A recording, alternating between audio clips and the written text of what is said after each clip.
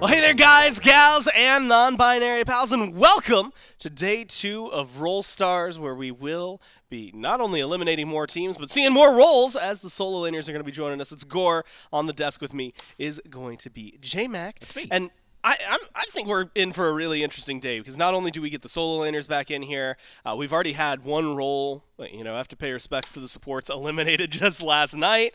And then, of course, a couple of the jungle teams, or one jungle team, one Pentakids team eliminated, which, you know what, we have a graphic that shows it way better than everything that I can say. So if you were wondering what kind of teams we're looking at and who's left, who's not, well, this is going to answer that question. The first one we're going to be watching, Sololane Sluggers taking on the Bruise brothers. BigManTingz, Sheento, Dardez, Paul, ErupTCrimson, who we saw yesterday, who are going to be taking on SMITE, Nika, Baskin, Ducky, and Julio for the very first time. A little bit later, we're going to be seeing the Fonzo fam take on, I believe, Duo Q. And then, of course, Revenge Tour and the NBKs are waiting for their opponents, which will be better represented in a little bit when we get to the bracket. But with the teams that have been eliminated, supports are gone right now. Nacho Gang gone. Pentakids gone. If your favorite player happened to be on one of those teams that was eliminated, or, and J-Mac may be a little bit of spoilers, probably going to get eliminated today depending on where they are. I don't know who it is, but, just... There's a lot of players here, and there's not going to be a lot of players by the end of the day. No. So if you're wondering, man, where are we going to see them? Well, the good news is tomorrow, all day, is roll versus roll for 4 best-of-3s in a row, and then Sunday morning is going to be another one, assuming we don't have a roll versus roll matchup in the finals, which is what we're going to find out today. And so better representation, better visual aid for how all that's going to shake out, at least for today, and what matches we're going to be watching right here. The bracket. Again, Sololane Sluggers and the Bruise brothers, which it's a fun combination of names, at least to me, to say J-Mac. Down there, Fonzo fam, Duo Q, and like we said, Revenge Tour is going to play the winner of this first set, and then the NBKs is going to be playing the winner of that second set. And so, I guess we can just start talking solo lane in general, since they're the ones that we didn't see. Between the two teams, Fonzo fam and Sololane Sluggers, and knowing at least last time that solo lane and this role was by and far ahead of everybody else, and J-Mac using some of that intellect and information that we got yesterday. What do you think we're going to see? Like, do you think the solo lane is as far ahead as people seem to indicate? Or do you think that it's going to be a little shaky?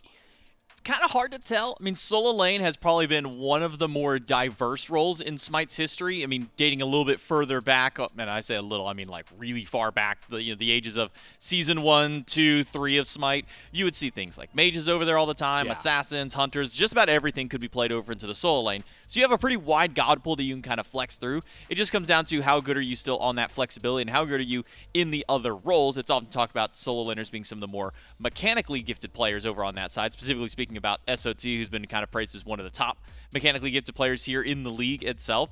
But then you also have players who have gone multi-role. Sat's talked about how he wanted to potentially run a different role himself just this year. Same thing, we had Baskin, who was playing a different role a few years back when he was on Baskin and the Boys in the SCC at that time. Nika, Ducky, Julio, these are players who kind of have mostly stuck to their role, but I have no doubts that they are going to be just fine in whatever role you may move them over to at this point. If we're just going off an indication on the screen, looks like Sat will get his chance to finally play that mid-role Baskin over to the jungle for his team, and then keeping Julio at least over in the solo lane. And honestly, we haven't seen an insane amount from Julio over his time in competitive, but what he has played has been fierce. Yeah. I think of King Arthur, I think of Tyr right away as probably his 2 biggest ones. Not to say those are his only ones, but if you're going to keep a solo laner who is really good at being a solo laner and on a few really select picks, I would want to keep Julio over in that lane. Give him whatever he wants to play, whatever he thinks he can absolutely carry on, and just let him live on his island. Because when we go back to the Masters event that we held just recently, in his first 8 games of play, now again, this is mostly against SCC and then a little bit of SPL dabbling, Julio had only died like 5 times in 8 games, which is an astounding number to have. And I know he's a solo lane, and haha, they stay on their own island. But even so, we see games at the SPL where solo laners are camped. They're going 0-3, 0-4, and almost at the start of every single game. And then you have Julio who's over here going, guys, what are you talking about? Like, nobody's doing anything. Nobody can kill me. I'm essentially just a god over here living on my own island until I'm level 20 can push forward. So I think that this is a very talented squad. I think both of the solo lane ones are. But from what we saw of the Bruise brothers, could give them trouble because this is a team that can be a little bit scrappier against them. But I think that knowing that these players have played in metas where you could just do anything, you could play mages if you wanted to, you could play assassins, you could play hunters. There's a lot of options open in a sealed draft style of format where you can only play something one time before you can't see it the rest of a set. It gives a lot of variety and options over to the solo lane team. And also was worth mentioning, at least for Bruise brothers, was that they didn't play the same roles twice, right? Like the first game they came in and it was set up, well, let's say A through whatever the 5th letter of the alphabet is, E, and that's exactly how they were locked up. And then the second time they came through, all of a sudden it was like D, B, A, the other 2 letters, C and E, as it turns out. There's only 5. Sometimes it's hard to keep track of. And so what we're going to see out of the Sololane Sluggers, like you said, they're lined up in a certain way, but the best thing about solo, as you had mentioned, is the fact that it feels like, especially for a lot of these longtime players, you look at Baskin, you look at Nika, you even keep your eyes on Ducky, and I think you have to throw mechanic talent over towards SOT in that conversation. It feels like you could probably play a lot of those gods, or have played those gods in the past. I mean, Baskin has played in metas where Chang'e was going to be something that was dominant in solo lane, which has not happened in a long time, but it's happened in the past. The team that they're going to be going up against, though, as mentioned before, was the Bruise brothers. And J-Mac, this team did a little shuffle yesterday. We also saw Crimson have a 35-minute warm-up game on Thor. And if you forget those first 35 minutes, the last 8 were pretty solid for them. It feels like, though, yesterday what we got to see out of them, especially the swap that they went through, the second time around they were playing a more standard draft, had a carry, things like that. The first time around, Paul and I think it was BMT were both playing mages. One was in the carry, that was Paul playing E-Shell. The other one was in mid. And they just built up the same items, it was the same build, and waited until 30 minutes, 35 minutes, and then started to pop off. And lo and behold, if you look at game 2 with, you know, a proper hunter on their team, they still waited 30 minutes and then started to pop off. It feels like this is a team that was going to and is going to just wait a little while, get their items online, do whatever they can to make sure they hit that mark, and then they're going to just out-team fight you. Yeah, this was a team that we almost kind of made a running joke with them and then the other mid lane squad duo queue of they're going to wait 25, 30 minutes and then they're just going to win the game, or they might just lose in the case of duo queue in their second game. It didn't go so great. But for Bruise brothers, their 2-0 was a fairly convincing argument of the early game didn't necessarily matter for them because they're going to outscale you whenever it comes to the late game. They're going to outperform. And we did see a little bit of role swap, as you mentioned. Sheento and ErupTCrimson, they stayed in their spots. It was solo and jungle for those 2 players. It was the other 3 who kind of did their own little shuffle where Paul played ADC, or the carry role, in one game and then jumped over to the mid lane the next one, where Dardez, he played support game number 1, and he said, and he came out of the booth and said, man, that was the most boring, not necessarily like boring, but he says, I do not want to play this role again. Somebody is going to trade me. So BigManTingz and him end up doing a shuffle along with Paul. So Paul moved from carry to mid. BMT went from mid to support, and then Dardez moved over into the carry and played a more traditional hunter in that one. But it also showed that this team is capable of playing some non-meta selections in their roles. Remember the double mage, 1 in mid and 1 in carry. And it wasn't like they were playing like Soul or Kronos or Olorun carry. It was an E-Shell carry, along with a Tiamat mid. It was just 2 mages and played by 2 mid laners who have played those picks quite a few times, have shown success on those ones. I'm expecting similar levels of spice for the Bruise brothers. We could also just see things return to standard for both of these teams. Yeah. I have no idea what the Sololane Sluggers are cooking up for themselves. I think for both of these solo lane teams, they could do just about anything they want, because normally when they're playing solo, they get to do just about anything they want. If Baskin decides he wants to have a day of, I don't know, playing Surtur, he'll just go ahead and run Surtur if he gets the opportunity, though he does have to sometimes take that away maybe from some of his other teammates across time. But when it comes down to the solo laners, I think it's mostly just, who do I not want to have a really good god? Yeah. I don't want to give SOT something that can hyper carry, which is very difficult to do because there's a lot of options available. I think banning Marty away is probably just a safe call. Not giving somebody who's very good at the game, somebody who is probably played more Smite, I would say, in the last 6 months than some people have played in 5 to 6 years of time. I'm alluding to Sot here, who was doing like 12-hour streams every single day for like 2 months straight, because that man it was kind of crazy. Does not get enough Smite just playing Pro League. He also just streams an insane amount of it. So I don't know what anybody is going to pick on the Sololane Sluggers. I don't know if they're gonna play standard, just pick normal gods for their roles at the very least, or if it's just going to be the Wild West for this draft. Well, so far I like where the Sololane Sluggers are at. Raven, Hell, right? Things that one has just been good to them. Two is Paul, and so it is a little more limiting. The other side, you had mentioned them already. Tier makes a lot of sense. There's a lot of good tier players on the other side, but Julio is phenomenal at that. The one that catches me off guard here, J-Mac, and I was actually going to talk about it, was that we yesterday were saying solo lane, if you're throwing someone over there and you just want them to be able to coast, you are locking in the Wukong. And Sololane Sluggers, you got a little hope in them, or at least a little faith in them. They could probably do a little more than just the Wukongs, the King Arthurs that we were seeing. Throw them on something else. But to ban it here, as they have in their third slot, to make sure the Bruise brothers don't get it, to give Sheento a harder time, is definitely going to be interesting as well, for Bruise brothers banning out the set. And that was part of what we were talking about, which is Sheento, you go back far enough in his competitive history, was a solo laner. And even more impressive, look, maybe it's been a while since Hardcore's played the role, but you still got to say, World's MVP on solo, and Sheento was kind of giving it to him. Yeah, he got a bit diffed. Hardcore just kind of got beat by his former teammate, who was a mid laner, but now jumps over to solo. I think it's also, banning the Sun Wukong, yes, it's a safe pick. It's also a frustrating pick to lane against, not just because you can't really kill him, but even if you send somebody over to your lane, it's still difficult to kill a Sun Wukong, especially once level 5 hits. If you can catch them with his 72 transformations down, it simplifies the equation. But Sun Wukong's using that in lane prior or post level 5 is usually just a disengage. I'm going back to base, so I'm going to bird form out and then hope that nobody shows up after I've used my bird form, which usually no one does at that point. So while it is a ban in the respect of this is what a lot of people usually default to in the solo lane pick, it's also a ban to remove frustration at lane. But it's also, I think, maybe a bit of a shout to Sheento, who I think had like a 5-2 game or something like that on the Sun Wukong in his first matchup against Hardcore yesterday. So a bit of respect thrown his way. So I think it's kind of a threefold ban in that cycle. Maybe I'm overanalyzing it just because I know how frustrating it can be to play against the Sun Wukong, but just respect from the solo laners towards Sheento on that ban. Yeah, lock them down. See what they can do. Freya was the first pick here for the Sololane Sluggers. And now, in their second phase of picks, Ganesha and Hercules.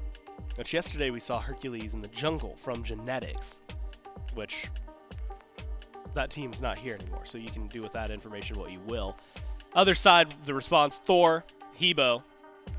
Now looking for their third pick with a Loki hover. And Loki was an interesting one because yesterday we saw quite a bit of Loki bans that were seeping through. And when I say quite a bit, it really is just more than 0, because that's wild to me that he was even on the list. But it was also a talk with Crimson that when they had locked in Thor, I believe it was game 1 yesterday, he had said that it was like meant to be the flex. We could go solo or jungle.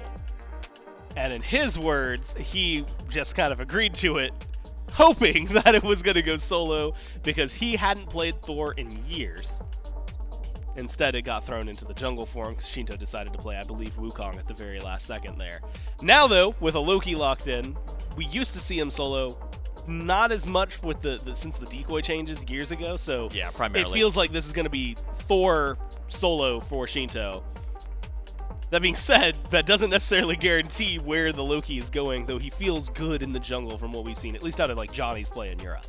Yeah, I think the counter combo with it is also, where is this Hebo going? Who is it going to? Is this going to be Paul? Yeah, literally any of them. Is this going to be Paul in the carry role playing Hebo just because he's really good at Hebo, like he's really damn good at Hebo? Or is Paul going to be flexing back over to mid and playing the Hebo over there? Is this Hebo not even going to him and going to somebody else on the team? That's all to be determined when you see drafts like these with Thor and Loki right alongside it. All three of these gods have potential to be played in the jungle role. We've seen Loki ADC be played at a point. Thor solo, Loki solo has also been things that have popped up through. We also saw Hebo support, technically. We have to throw that there, though it was in Divisional Stars, not an actual SPL matchup. Yeah. so I'm not going to hold as much weight there, especially because genetics isn't in this set. So it's really a coin toss exactly where these gods will land up, which player specifically will go, because we can look at their screen. We can look down the line of the players and say, okay, well, I see him in this chair, him in this chair, him in that chair. That doesn't necessarily mean that's exactly where they're going to be playing, though.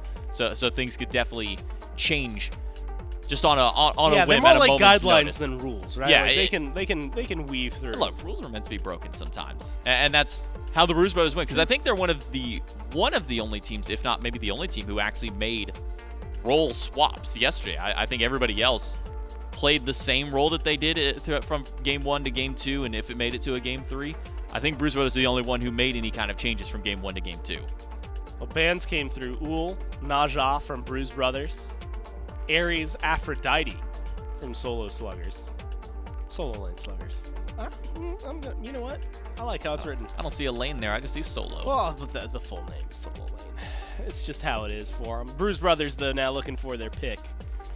Right now, I was going to say very squishy team so far, right? Thor can build up some prods, but like Hebo, Loki, they're not known for their survivability. They're known for their kill ability. And so Fafnir locked in.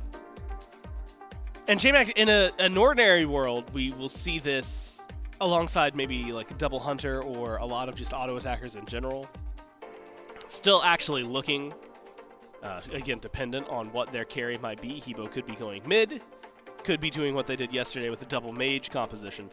Takes a little while. Push capabilities on teams like that a little lower, but we'll see what they have to provide for us. They also had the Ares game, which with him being banned out means you had to go a little further down, but also a Sylvanas game yesterday. So this is going to be the third Guardian that the Bruise brothers have picked up. Ratatoskr, Agni in response, and JMac, let's say like Freya, Ganesha, Agni, not things that we typically see in Sololane if you are looking at competitive play. If you're looking at ranked, you could tell me that they played any 3 of those and I'd believe you, although with the Ganesha, I'd kind of gawk for a little bit because I'd be surprised that they were brave enough to lock it in.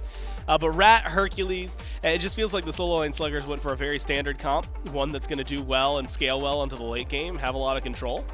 Now Neith gets locked in for Bruise Brothers. It feels like maybe some kill potential on the right, but man, if I'm running a vacuum team fight and ignoring players, I don't know that there's a lot of scenarios where the team on the right is finding as many dubs because of the CC that the Sololane Sluggers have. Yeah, the Sololane Sluggers have a very good team fight composition. You have Hercules as a very stark front line for yourself. Walk up, hit the pluck. If you pull anybody back, you're either getting beads or probably taking their life in a late game team fight. Ganesha is a little bit more non-committal in that he can stay in the front line alongside the Hercules, or he could be more towards the back line or stick with the carries. Drop a Dharmic Pillar in response if you need to try and get some peel. The silence from Ohm is really strong, as well as the protections that you gain from it. This feels like it could be a draft that is designed to protect the Freya, because Freya doesn't have the best peel for herself when she's being dove on by 3-4 people. Yeah. Sure, she has the Banish from Whoop. That's really good. And then you can throw yourself in the sky with Valkyrie's Discretion. That's also good. But you're not moving super fast in your ultimate. You're pumping some damage back. But if you have 2 assassins running at you, it's going to be hard. Once you land, you're probably dead. They're probably going to beads the Banish that comes through so they can just keep chasing through. A lot of the avenue for teamfight wins, at least on the Bruise Brothers side, though, it's a little bit more nuanced. Because you're running a double assassin, we're going to call it triple because Hebo is in the game. He's going to also act as an assassin in this one. Is going to be sneaking their way through the jungle, getting to the back line, going solo agent mode multiple times throughout the fight. Loki's going to want to dive in, dive out, get his damage out there, use ultimate to disengage if need be, or use ultimate to get in and then stealth or whatever it may be to try and disengage at that point. Thor can jump up into the sky at any given point, dunk down into the back line. There's ways for this Bruise Brothers team to gap close to get to that back line. I think it's all dependent on the Sololane Sluggers where this Ganesh plays his game style. If you just let Hercules, and I'm going to hypothesize that this one is probably going to Julio in the solo lane for this Hercules. Oh, for sure. You let Julio frontline. You let whoever's going to be jungling alongside of you with this Ratatoskr. You let those 2 frontline, build this Rat maybe a little bit kind of Bruiser style, and let this Ganesh sit in the back line with Freya and Agni. Those 3 kind of protect each other, and I think you mitigate a lot of what the Bruise Brothers want to do with this composition. And there's so much I think that the Bruise Brothers need to go right for their team. we're just going to have to see if they can execute on it as we jump into Game 1. The Sololane Sluggers taking on the Bruise brothers. You're going to be sticking with me, J-Mac, and of course joining us to give us the views into the battleground. It's going to be Doug. And J-Mac right on the money. Julio on the Hercules. Ducky on the Ganesha. And a 66-34 split in favor of the Sololane Sluggers. So, for Game 1, to me, that means the propaganda has won. And that Sololane has done enough of advertising themselves as the guys to be the most worried about. But what's really interesting here, I guess, is just going to be the startup, right? Thor going up against a Hercules. Hebo, once again, it looks like off to the side with where he's starting. And so, Paul going into the long lane on another mage. Which notably means, I mean, like, BigManTingz on Neith, that just makes sense. That is a very easy combination we see all the time. Oh, yeah. And it works really well. It also should be the lineup, in my mind, for some duo lane ganks, because I want Neith ult near a Loki, and I want it near a Hebo more than anything else, because that's a lot of damage follow-up for any of those stuns. But it feels like that gives a lot of capabilities, putting Big Man in the mid lane, just to make sure that those stuns are a little more readily available. One thing that stinks out to me, and I'm glad that Doug pointed out there, was the Bluestone pendant on Loki. Now, we saw this with Kleena whenever Oath was playing it inside of the jungle last week. We saw it anytime that we've kind of seen Kleena go outside of a lane at this point has been this Bluestone start. While you might not have as good a sustainability inside the jungle by not going for something like Bumbas or your damage is going to be fairly even. I mean, the extra damage you're going to get from the Bluestone ticks will certainly help out in your clear. It might not be as strong as getting an extra, say, 20-25 damage from every auto attack on a Bumbas that Loki can actually utilize fairly well, but by going this, it means that late game he can do something like this. Drop that decoy down, get a little bit of extra poke damage, and just constantly poke throughout. When I see a triple Bluestone team, and obviously a Hebo who can go for a range knockup, this is a very poke-heavy team. This is one where the Bruise brothers want to sit back. They can either go to the back line, throw down a decoy, drop a wall, hammer, double tap, or something like that, and send somebody back to base. Whether that be in a body bag from the amount of damage that it does, or make them walk back or hit the B button and go back to base manually because I just took half my HP by standing in this spot. Bluestone plus, triple Bluestone I should say, plus a Hebo will make that much easier for yourself. Late game, when it comes to sieges, that'll be something to be determined kind of depending on how the state of the game is going. If Bruise brothers have a really strong lead, their siege is a little bit easier to go with. If they're falling behind, this is not so fun of a team to siege with, especially given even that having a Fafnir, your objectives will be fine. You have a Hunter, you have Loki, who as long as he can backstab auto attack against the objectives, will get plenty of extra damage, plus give him a coerce buff. You're doing quite a bit in that regard, so I'm not too worried about objective play for the Bruise brothers. Siege, again, will be determined depending on how the state of the game goes, but this should be a team that focuses on picks and poke more than anything. Picks in the early game, poke in the late game. And the downside of poke in the late game is you gotta aim it real careful. When there's a Freya on the other side, you try to step up to Nika at the wrong time, couple items in, and things might just fall apart for you. Ducky is another one that I'm really interested in here. Ganesh play, we've seen, be very dominant, and Guardians are no uncommon task, I would say, to the solo lane, something that they pick up quite often. Whether or not they can do much with it is the one that's going to be interesting. Sheento pushed against the wall, though, by Julio. Hammer is going to get him out of there. Lockdown just a little shy from making a first blood happen. Meanwhile, Dardez is living up to the support role again, playing a little obnoxiously, getting in there just to force awkwardness around the invade and to steal the buff away on top of all that. So maybe some minor wins, minor losses, back and forth. And now as we start to range or around the corner of level 5, J-Mac, this is where I really am going to get interested, because it feels like when Neith hits 5, which BMT did just do, that brings a different equation to the game. And because you had mentioned poke, maybe single target, kill heavy, etc., things like that. how many Neith ults do you want to see? Like, and in my mind, you almost want it on cooldown. Is that true, or am I just bloodthirsty? I think it's kind of both. I think it is true you want to maximize how many Neith ults it is you're true, using. You're bloodthirsty. You are bloodthirsty. No. But when you're playing Neith mid compared to Neith carry, you're essentially acting as a pseudo-jungler without actually being in the jungle. Nika nearly goes down. One more. No. It's a potion. There's the Neith ult. ultimate. Oh, that's what you want. Right on cue. Nika goes up to the sky. He's able to nearly clear out a wave before he goes down. BigManTingz to the first blood. But that's what you want. If you're playing Neith in mid, your ultimate only takes half the travel time to go to any other point on the map as if you were in a different lane, or like in the side lane or the dual lane. So if you're going to build towards CDR, say, let's say you go Transcendence into Fail Not or something like that and get a massive influx of CDR at that point, to me that says that you should be using that ultimate as often as you can. Maybe not right on cooldown, but if at any point Crimson says, hey, I want to ult this person, Neith go in and get their beads with this ultimate, they're going to beads the Neith ultimate because they think that something is coming. Whether Baskin or whether Crimson actually jumps into that lane and shows presence and forces that beads just by existing there, that's to be determined. But that's the kind of playstyle that Neith offers to you, is that when you are looking at a Thor, a Loki, and a Hebo, if you get Neith ulted, you're probably expecting something to follow up with it. So the more often you use it, the quicker you can get these beads back on cooldown and just keep repeating the same process throughout the game. A Rat, Hercules, now Agni. On the right-hand side of the map, blue buff respawning in. Sheento's going to be the target. Pushed against the wall. Bombs drop. First blood, or second blood. Sololane Sluggers get their first kill.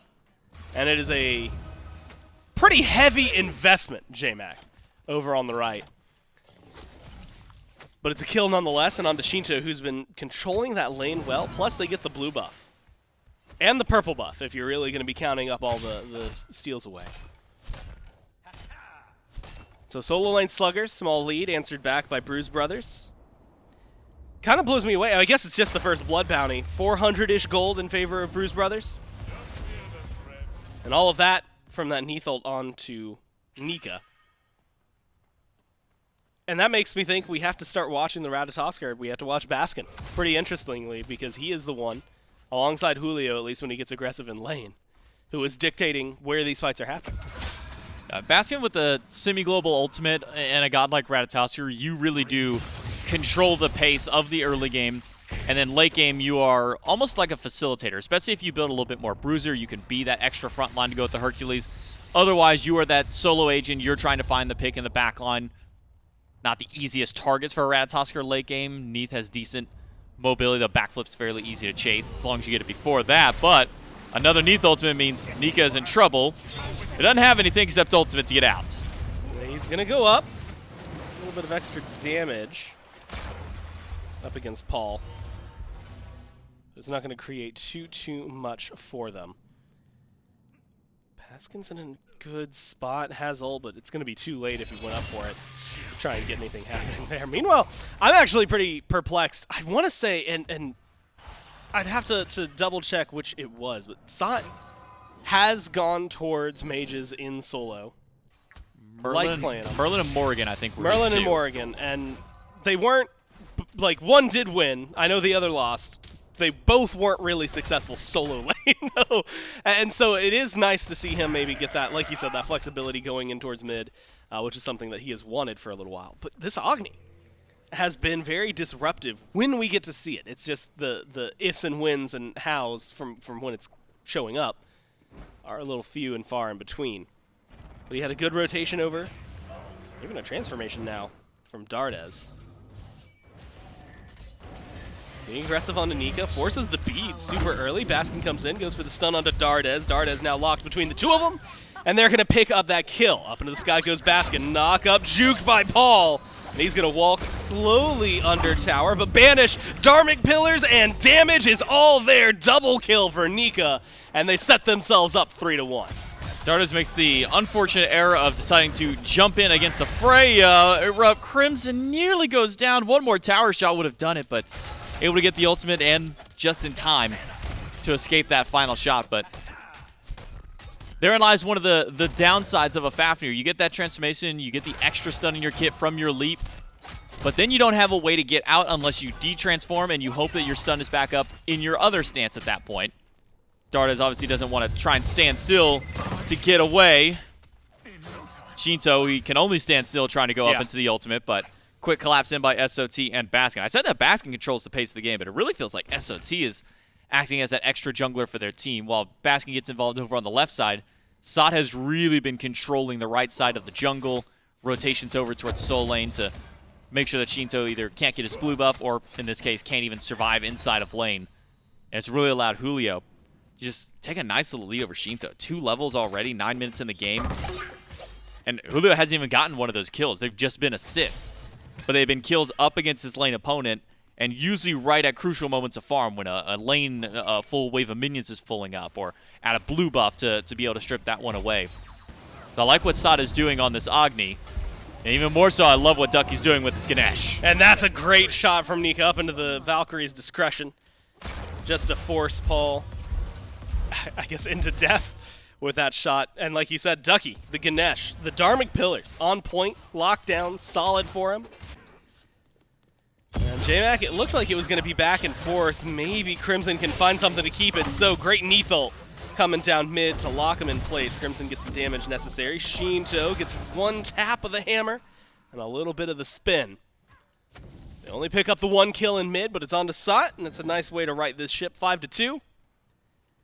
1,500 gold leaning towards the Sololane Sluggers. A bit suspect from SOT not using his beads despite having them up that entire time.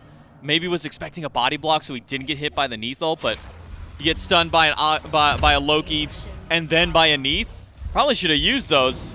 Crimson, he's not really got much place to go. Good stun by Dardez, keeps him alive though. See if they can keep it going. Nika's damage is just insane. He's free casting right now from the back. But Paul able to separate some of this Dardez. Kill credit for Baskin, but he's low himself. And now Agni's come in. Double kill for SoloOrTroll. And he's doing it like they used to do. The chase is on. BMT trying to get away. Will juke out the stun, but will he avoid the damage from the Fire Mage himself? So far, the answer is yes. Ducky's going to tank the tower. Neith ult stuns out beads just to get the kill, and it might not be the full triple, but he finds 3 nonetheless. 8-3. And poor Ducky dies to the tower in the process. Yeah, I think Ducky, unfortunately, just had to take an extra tower shot for essentially no reason. I mean, you go for the dive there. You have to use the beads in order to get away from the Neiths. Probably still get the kill regardless. Crimson, nice pickup onto Nika. Stunned under tower, and SOT can turn that around. You know what? Me questioning SOT for not using beads in mid all makes sense. He was planning for that gank. He was planning to go for the kill there, dive the tower. No, okay, I just need it for a Neith ultimate on my mid lane opponent who's not inside of his own lane. SOT's 2 steps ahead of the game at this point. The Sololane Sluggers are thinking ahead of the game. But in reality, a lot of this left side of the map specifically has been heavily controlled by Ducky. I love what he's doing with the Dharmic Pillar. He's not being patient with it. When Ducky senses any form of fight about to happen, he throws down Dharmic Pillar. And it's a deceptively high damaging ability and a high threatening one at that. Because you walk through it, you take that first second damage, you're like, ooh, that kind of hurts. You get hit by the thing, like, okay, maybe it's not that much. But then your prots are shredded. You're slow. And all of a sudden, now there's Ganesh who's also dashed against you, and you're now stuck on the side of the cage, and you're taking 3-4 ticks of the Dharmic Pillars. Or you're just doing this, and you're Ducky, and you're walking up to purple buff just to try and steal it. Silence doesn't end up getting the steal for Ducky. He takes, I believe, just the small minions away. But don't be stingy with Dharmic Pillars. Use those on cooldown. It's a short cooldown. They do a lot of damage, and they control so much of a fight. Well, now you've got Valkyrie's discretion. Aegis from Paul keeps him alive a little longer. 2 pulse shots from Nika's all they need. Crimson, though, locking down the Freya, but there's too much help. Baskin comes in and is the saving grace. Nika stays alive for now. Has to make sure. Dardez and Tingz aren't going to find him with a backstep. Not enough. Oh, to outlast and outlive forever. But at least makes him feel foolish on the Bruise brothers. They are now 6 kills up for the Sololane Sluggers. 2,700 experience. Or sorry, 5,000 experience, 2,700 gold. On JMac, it's just the presence. And it all comes down to one big play. The amount of kills SOT has is absolutely ridiculous, right? 4, 3, and 5. They know They're going to fight Nika. And they know that Nika's going to get some kills, and they know that Nika's going to die. Those are the 3 guarantees that are going to happen. It's just unfortunate for them that the cleanup crew on the Sololane Sluggers are always there, it feels like. Also think it's worth mentioning as the stun from Sok comes out. There's the Neith ult, though. Good Aegis. Man, just well-timed, well-executed, and well-used here to stay alive in mid. But even after all that, all those kills we saw in the duo lane just a few minutes ago, Bruise Brothers got the first beacon. Bruise Brothers are the ones starting up the Pyro. Ducky goes ahead and drops the Dharmic Pillars, forces Sheento to the sky. And he's going to fall back immediately. Pyromancer dropped by the Bruise Brothers. But a collapse and a rotation. Nika now in mid along with 4 of the Bruise Brothers, Sheento and Julio. The only ones not over there. And Paul, of course, over on left, pushing a tower right now. Pyro. Sololane Sluggers going to secure that one. Though not without some effort from the Bruise Brothers. And yeah, like you said, really close. Paul trades out a tower for it. No one's actually picked up the Runic Bomb. Now, Nika, of all people, has it. Because I just looked down and realized we've got 2 Ward Chalices and 3 Health Chalices in the slots for the Sololane Sluggers. Not a lot of people could have picked it up. Yeah, Ducky says, I'm doing enough being your support. You guys can deal with the Runic Bomb. I'm going to make sure we have ward coverage. I'm going to get extra HP for myself. We've been seeing a lot of the health pots kind of making their way towards the builds. Gives you a decent bit of sustain as the game goes on. If you think you need the value of health pots, you buy it as early as you can so you can get the maximum value from it. Once you buy, I believe it's 6 health pots, you equal out. And if you were going to buy a lot of wards, which typically as a support you do, Oracle Chalice makes sense. You just get 2 free every time you go back to base. You can just keep replenishing them time and time again. Dharmic Pillar is being held by Ducky, and I'm surprised because you just drop him and take down Paul easily. Well, they're dropped, but maybe a little too late. Aegis allowed Paul to walk through. It looks like Paul's going to get away with this kind of pathing. Saw it's a little too late to the party. Dardez. Not exactly the same conversation for him, though. Silence was working for a little bit, and then locked down with a Neith stun forced into the Valkyrie's discretion. Loki getting a lot of damage out there, and they're looking for the turnaround kill. Ducky will go down. And finally, some pickups for the Bruise Brothers. Sots hunting. 4 levels up. 4 levels up on where Paul is at. Only 1 level up of his lane opponent. Now that is all they seem to write into this one. Now Fury's going to go ahead and start up, and Bruise Brothers in control. I would love to jump in and hear what they're thinking as the Sololane Sluggers start to push into them. Grab Link. Yo, fight. I literally on them. Yeah, fight this one. Dead boys. Freya, we got somebody behind. I'm really Freya. Can we kill her? Does she have ult? Does she have ult? I think so. I don't know. I'm on one. Can we just kill Freya, guys? Can we kill Freya? I'm on now. I don't have anything. I need cooldowns. I need cooldowns. Yeah, I'm fighting. I have no cooldowns here. I have no mana. Oh, fuck. That's her beads. That's all you have. I have no mana, so that's all you. I have hammer on 1. I kill her.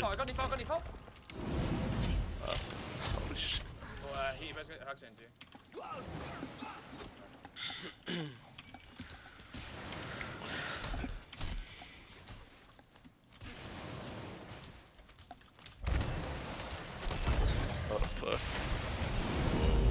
I'm coming, man. I have Loki. Oh, shit. Dang, I thought I did more damage to them, but I guess I'm level 14. I guess this beacon thing is up. Looks like it's cooked. Well, J-Mac immediately, I was thinking I was going to give him compliments right now. It's just, can they survive? Tings with a backflip. Crimson able to walk away. Beacon getting captured here by the Sololane Sluggers. I was going to give him compliments because the beginning of that, there was a lot more comms than we heard yesterday from the Bruise Brothers. And then it went right back to exactly what we expected. Dead silent. Silence, clicks, keyboards. Just a bunch of gamers gaming. Crimson caught out in the jungle. And Dardez is maybe going to try to bully Sot, not successfully. Sot's level 18 and seems to have no cares in the world. You have to imagine, though, team, I guess, where they're at and what they've been going for. The Bruise Brothers there's a crucial question in there, J-Mac, that I feel like we didn't have to deal with or didn't see from a lot of the supports, which was just around, does Neith have ult? Because yesterday, I feel like every time we jumped in, at least to the support teams, we knew every ability and every cooldown that was going to be down. Down to the second. But not hearing a whole lot of that for Bruise for Bruise Brothers. Kind of questionable on it. Maybe not knowing They're just gaming, bro. either if there's enough CDR, which not really much there for Nika in that case. So does he have the full duration of it? Did he use it last minute, the minute before? He's got it for this one. And will probably need it to go up in the sky. No, he won't. Ducky will also body block the ultimate. Now he has it to get away from the stun of Crimson. Silence out too. Yeah, that's just well played. Ducky and Nika as a combination has been filthy to watch in this dual lane. Because if you put the two of them together in any sort of 2v1, 2v2 scenario, almost every single time it has been Nika and Ducky coming out on top. Love what we're seeing from this combination of them. And it's only going to get worse up against a Freya. If you don't know a Freya's ultimate cooldown, you'll want to get on top of it as soon as you can, because now knowing that it's down, still beads are going to be coming back up. Aegis is there, so safety tools available. Once you can get those relics, then the ultimate's the only safety, and you have a lot of chase down opportunity.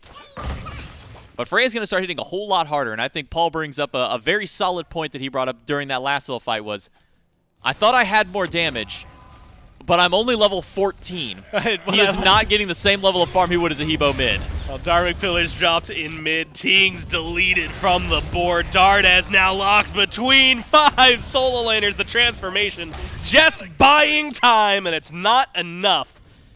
2 clean kills for the Sololane Sluggers. Starting to get aggressive, and J-Mac, now that they've lost Sot, they're moving forward. I was thinking maybe to do a listen-in, but honestly, I don't know that there's much to go on with them because the way the team is just dominating right now. Pushing down the tier 2. But I do want to hear, now that they've got 3 gone, where their thoughts are at and how the team's planning. Thingy? I busted pretty hard. My ult's still up and Aegis is still up. Both actors both my actors are down. I do so much damage. One of these. Can you, yeah, Could look for him. Should die. Oh, nice pull. Towards it. That's no base, right? I can cover his hammer option, huh? He hammered? Yeah. What is he doing? Mid lane mechanics. Yeah, mid laners did. It's not a big circle, so you just can't.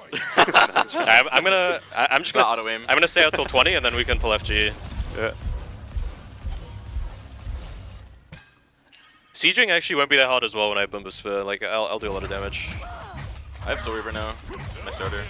I hit 20 off of this wave. Alright, you can sell it. Thank you. Lucky left. Ah, there we go. I'm 20 and I have my boom boost spin out.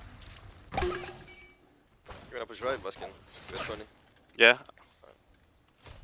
Oh wow, I can buy my starter. I forgot about that. I need 50 gold. Yeah, I mean I'm so fucking strong right now. I'm ready to pull anything. Yeah, I same. don't think I die. Dude, I can't believe how We can look at tanky- mid. We can look at mid. Yeah, I don't have any Behind actives him. here. Behind I'm him. gonna be a little bit careful, but I'm down. I'm Yeah, waiting for I'm around Thor it. is here. Okay. Neith I'm is here. far up. Neith is far up. Come on, Faf. I'm nearly here. I'm coming out of base. Faf jump, Go again, Faf Faf. jump. Go again, Faf. Yeah, yeah. I can Thor help. rolling as well. Thor ult. Oh, fuck. Evo's on the way. You got me? I'm coming, guys. Loki's on the side. Yeah, I have my ult if he ults me. I'm Yeah, with you. Loki Loki's invis, invis. Loki Loki invis. Looking for someone. Looking for someone. Nice. Is it good? We can. I'm backing. I'm backing. I'm backing. I'm backing. Yeah, we can chill a little bit here. I have my starter now. I'm gonna go heal off of the gold camp. We might have to give the 2-1. I think we're fine. Actually, let's see. Two of them went right jungle. Okay, I healed up a lot. Yeah, we could fight that. I can wrap behind. I can wrap behind. Yeah. That's still hammer. I'm looking for Hebo Pull though. Thor, pull Thor. Hebo. Okay, he's silent. Silent to Loki as well. You medded. Nice. I'm on Neith. Neith. Nice, guys. Nice. Can we do fire? It's It's just Fafnir. I'll heal. I spawned. Faf no horrific, no ult either. Yeah.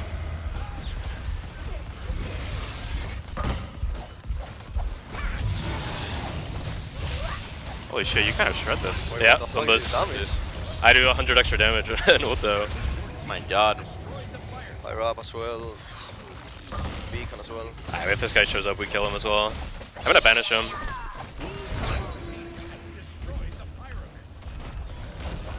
I think we chase. Yeah, I can set him. Oops.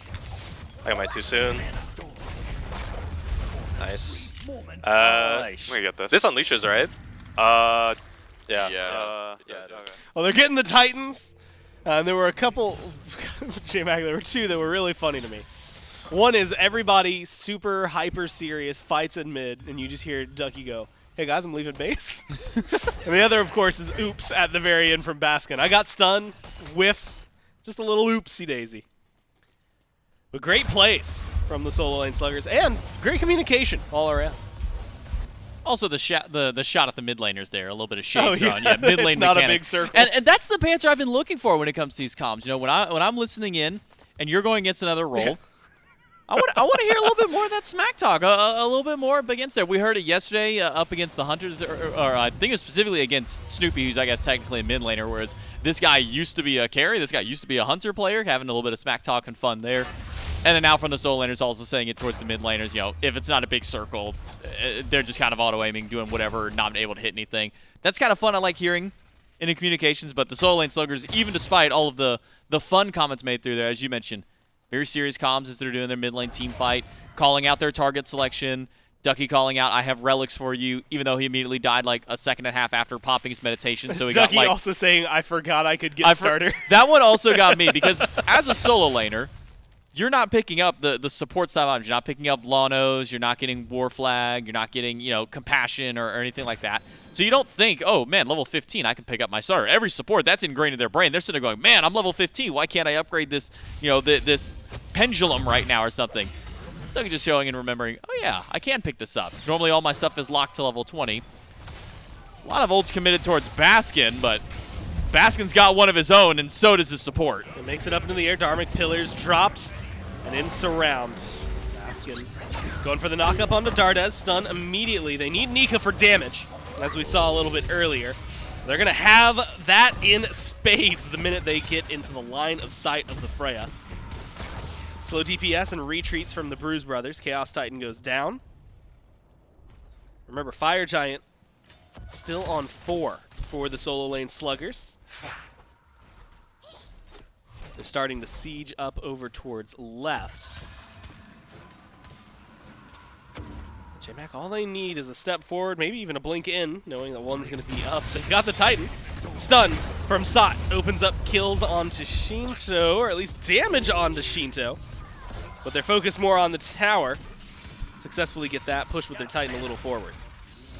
Julio still charging forward. He's got heal. Titan is still alive. Paul's picked up in the sky, and now Paul in a bit of danger. The Sololane Sluggers still sticking around, even despite the low health bars. Well, now they're set up for themselves. Sheento's up in the air, though, and that's going to cause a dunk down. This might be a turnaround for him. No, instead, it's the ults, and as they start to win this fight, J-Mac, I want to hear the Sololane Sluggers and how they're going for it. It's not good.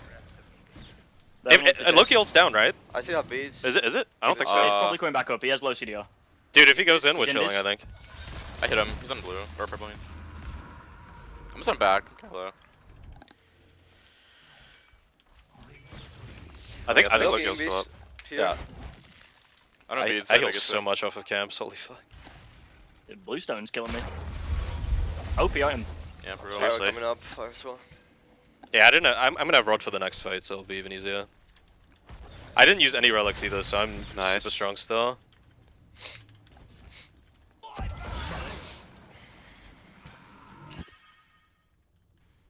Well, of course, J-Mac, they decided to stop fighting the minute I thought we were going to get something intense. Instead, it's just, That always yeah, if Loki happens. goes in, we can kill him. And that's about it. We get from. It is going to be set up, though, right? I mean, right now you're looking Pyromancer's up, Fire's coming up. It's 28-13, 10,000 gold in the lead.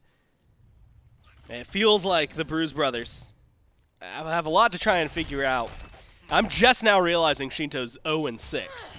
And so there's some places maybe for the Bruise brothers to find a lot of help to try and balance this out. Yeah, but you have Crimson. He's kind of holding the fort what he can. Still 6 deaths to him, but 6 kills for the team. 4 for BigManTingz on the Neith. Again, we're hitting the part of the game for the Bruise brothers where Their win con is being able to find subtle poke damage throughout the fight, send players back to base one way or another, whether it be with a kill or just with a technical knockout, and force them to reset themselves, get their HP, because there's not a lot of sustain. Immediate sustain, I should say, on the side of the Sololane Sluggers. You hear every time that Nika goes to a camp, man, I'm healing a lot on every one of these camps. So if you give them a little too much room, and if there is anything up still in the jungle, they can re-sustain through. But getting every bit of poke is so important for the Bruise brothers. If you can get Sheento to find a good dunk to the backline, can set things up for them. Jump in from Dardez. The Sololane Sluggers still manage to get themselves the FG before it's enhanced. And now, as they take on the fight, they kill off Dardez. It looks like they're going to be backing away. So maybe a little bit of a slowdown for them. J-Mac, you have to imagine, Siege is coming up. Fury's up on left. A lot of options for the Sololane Sluggers to go for. And they only needed the one kill to confirm the FG. A lot of damage on their side. 11,000 gold. And the items are running rampant. Tier 3s in a lot of places where if you're lucky, you got a Tier 2 on the other side. If you're unlucky, you don't got nothing there. So Bruise brothers, a lot of climbing up to do, and it comes down to defense. And I imagine when they start to set up, we'll jump in and listen to the Sololane Sluggers. Before that, I kind of want to get your thoughts on the defense capabilities of the Bruise brothers. Like, you've got a Hebo, you've got Loki. Nothing like the maybe, let's say, standard mages. Maybe Neith can fill in that role. But is it enough to repel and maybe even kill off the Sololane Sluggers? Bluestone Crusher Neith makes it to where your Unravel should do the majority of the damage to the wave if it doesn't kill it, and then you can throw a Loki decoy from the side to make sure that you deal with the rest of it. So dealing with minions, not the hardest thing, but not ideally what you would want to do. You want to save Unravel if you have to, unfortunately, square off against somebody like Nika, because you get that attack speed reduction that goes up against the Freya, makes his life a little bit harder. You have Paul, but he doesn't really have great range outside the knockup. You don't really want to use knockup from the water spout in order to clear minion waves. You could have Sheento maybe throw a double tap, but again, that's mobility you don't want to have to utilize there. So Siege defense against minions isn't the best for the Bruise brothers compared to if you had something like an Agni or a Merlin in your pocket to be able to throw out very long range, essentially free damage to be able to clear those ones out. So a lot of their defense is going to come down to disruption. Dardez going to the back, finding a disarm or finding a stun up against one of the carries or against anybody who walks inside of it. Sheento going up into the sky and dunking down to pull relics off of them. That then sets up for opportunity of BigManTingz or Crimson. Then dive in the back alongside with him, drop an ultimate on top of somebody. That's their best chances. The Sololane Sluggers lined up on the left. And I want to jump in and listen to them as they start their siege. They're chasing. Loki self. This actually is not that bad. Hebo's half. Yeah. Wait, that's a Thorn, huge, yeah, huge, Thorn, yeah, Thorn, huge yeah. ult. Yeah, I'm looking for heal. I stunned Thor, Dead. Dead. I got Loki. Nice. Try and live now, I Neith think. needs. Yeah. Yeah. Yeah, I guess try and keep that Hebo distracted. I'm fine. I'm sweating. Neith backflipped. I think as long as you two are alive, it's fine. Oh, it's Hebo. That's my bad. Neith beast down. I'm just gonna push left. Hopefully they back.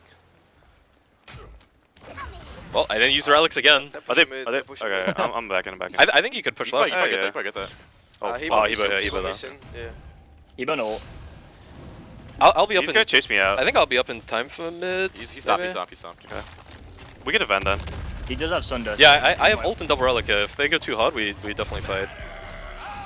I definitely get it. They missed everything. It's 50 form as well. Nice. That's I want to chase a bit. Yeah, I'm It not might now. be. It might be good for us to split They might as go well. for pyro. Yeah, they're on pyro. Found a pyro. Let's store hammer. Hebo here. I got him. Get in the wave real quick. That's Hebo beats. Hebo beats. Oh, nice. That's huge. He's still here. Coming from base. Oh, Thor. Behind him. This. Neith charging ult as well. I'm in trouble. On my way, Nika. I'm on the way to base. But hey, just I got him. Thor. Oh, nice. I'm fine then. That's Hebo. Hebo. Thor's trying to chase. I'm trying to get there. I'm trying to get there. We did. They're low. They're low. Oh, nice. On back. Loki ult. That's low kill. On my way. Bomb. Nice Nice job. It's both my relics, but I think we're still the stronger trio here. Yeah, we just ward for fire front now. lane. Neith back. Need no beats here for a bit.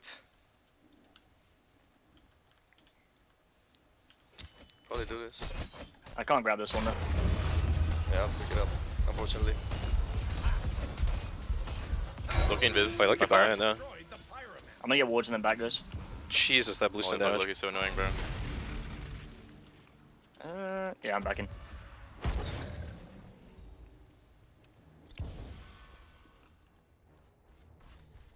Well, maybe not a successful siege, but a successful after the siege, at least in terms of the way Nika viewed it. The stronger trio left after the 2v2 trade. Not a lot of presence, at least around right yet. And almost better that he didn't use his relics around the left side Phoenix. It was one of those moments that one I got me, couldn't that tell was if that funny. was a... Normally I'm buying like teleport and something to support the team, so having beads and Aegis is not that second nature, or maybe it was just a oops, Oops, I forgot. didn't hit him in time. Or everything else hit him faster than he was able than to he was react to in expecting. that case. Because Nika died very fast at that Phoenix. Gotta imagine it was a combo of BigManTingz plus just from Sheento and Crimson that slammed down, maybe even Paul getting a bit involved. But Bruise now it's Brothers. Fire Giant for Bruise Brothers. Well, they're gonna drop that pretty quickly. It will be the Sololane Sluggers nearby. Chimek, this is the one. It's always fun talking to the players. FG dances are mentally draining when you're in a competitive setting, because trying to figure out who's gonna step up, how are you gonna step up, what abilities are up, where are you gonna go, and it's gonna be instead the Bruise Brothers leading the way. It's Wow. just deleted from the board. Paul has officially hit the late game Hebo. Does not matter that he's got the 7 deaths, 4 kills, and that one in a blink of an eye. 32-20 still, 9,000 gold separating him. Julio, Ducky, still doing their best to control the FG pit. Cheento's ult now down. Julio stunned out by Neith. Paul in a little bit of trouble. Valkyrie's discretion from Nika forces the Aegis. There's going to be the knock-up. No immune out by Paul. And Baskin knocked up the control from Crimson, and Paul makes sure to find the kill. Now Nika looking for some return damage himself. Misses the banish. Found some good shots onto Crimson earlier. Has no relics yet. They just came back off cooldown. That Aegis working wonders. Needs some healing to stay alive, but no, won't be able to find the shot in time for the lifesteal. Ticks himself dead. That's 3 gone for none. Bruise Brothers with a massive win around the FG pit. And all of that starts from Sheento finding one of the best Thor walls we've seen from him this game. Catches Sot right against another wall, and Sot does not have the room to dash out to a safe spot. So not having his Aegis up at the time means he's going to eat no matter what damage goes through. But recognizes, I can't get out of this alive. I either dash at them or I dash into a wall. Does neither. Well, just ends up dying in place, so holds on to his relics again, which means they're down one of their biggest damage dealers for a fight, but now they've got him back for the fight after. Knock up, push, combo good.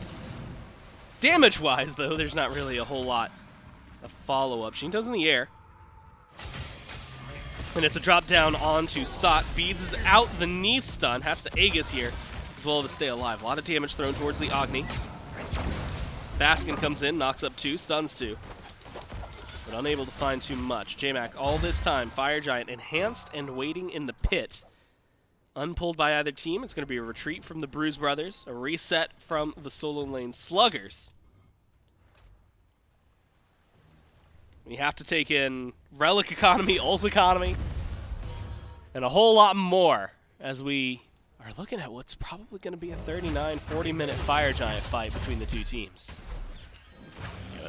The 2 words to describe the comp of the Bruise Brothers at the beginning of the game was pick and poke, and that still rings true at this point. Although that poke damage is much more attuned to, well, we're just going to kill if we get a single bit of CC on them. I mean, that's what happened with SOT whenever Sheento found the wall. Immediately after, it was followed up by the full combo of BigManTingz and Sheento and Paul as a combination after that. So just don't get picked and you should be fine for the Sololane Sluggers, but it's a much squishier composition that they're playing with up against the brothers. It's a very big don't. Nika now in a little bit of trouble. Sololane Sluggers off to a good start now. Falling apart as the game goes on. Sot is dead. Nika is gone. Ducky Julio, Baskin set to defend against 5 here. The mid Phoenix falling back and sent to base. Ducky just cannot stand. Bruise Brothers gonna start sieging through the Phoenix. They've got 40 seconds in a 2v5. Baskin, Julio need a miracle to make this happen. Julio's just too locked down. Baskin able to get some damage out there, take some in the process. Wow, Might Baskin. do enough. Look at the red health bars. Forces the Bruise Brothers back. Well played by the Rat and the Hercules. And they're going to go for a little bit more. Up into the air, looking for a kill. But where are you going to find it? Jumps around on the branches. Needs some help. Does not feel confident. And instead, falls back. That siege saved by Baskin. He Scorching Blinks through 4 people. Remember, that Scorching Blink is doing true damage every single tick that it's hitting, and everybody is stuck in place because they're all trying to fight a Hercules, all grouped up in one big little huddle. And you see Baskin makes the most use and probably gets the most valuable blink that we have likely ever seen of a Scorching Blink, at least, for the damage value it's able to get. And it's able to save the base. Nearly kills 2 players with it, puts a few more around half HP or so. And maybe Julio, praised for being the damage sponge in that case, said, okay, well, I've got to infuse Sigil. I'm going to sit in the middle of all these different hits and damages, and then all of a sudden you see Sigil Explosion and another Sigil Explosion and another one pop up because he's getting soaked up by so many abilities that he is in the middle of so many people that between just procs of that item plus Scorching Blink as a combo nearly takes out a couple, and the Sololane Sluggers are able to hold on to their base. Up into the sky goes Sheento. Looking for his dunk down. Finds it onto Sot, but the Aegis keeps Sot going for a little bit longer. Gets extra damage dropped down. Pulled back onto Paul, and they finally take care of the Hebo and take care of the problem child. Now Nika still alive in the back. Julio taking a lot of poke up front, but you got to imagine the Freya is the hero here. Instead, it's going to be a reset 4v4. Crimson goes in. Nika with an Aegis stays alive. Wow. But watch Crimson. He's going around the side. Goes for the stealth. Couple Decoy shots kills. thrown out by Nika. There's the decoy. There's the kill. And poor Nika can't catch a break. Just walk away. If Nika, legitimately, if Nika would have just kept running in a straight line against the opposite wall, he lives there. I don't think Crimson dives under Phoenix for a decoy kill. He'll try and get as close as he can.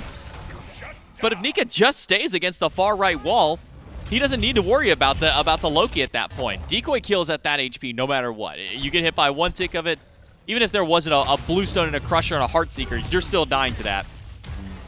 But with this capitalizing, Bruise Brothers can now grab themselves a Fire Giant. They get a couple of extra picks, delay the back Julio? times. Julio? No, okay. Close. Way I too had close. faith. I had faith in him.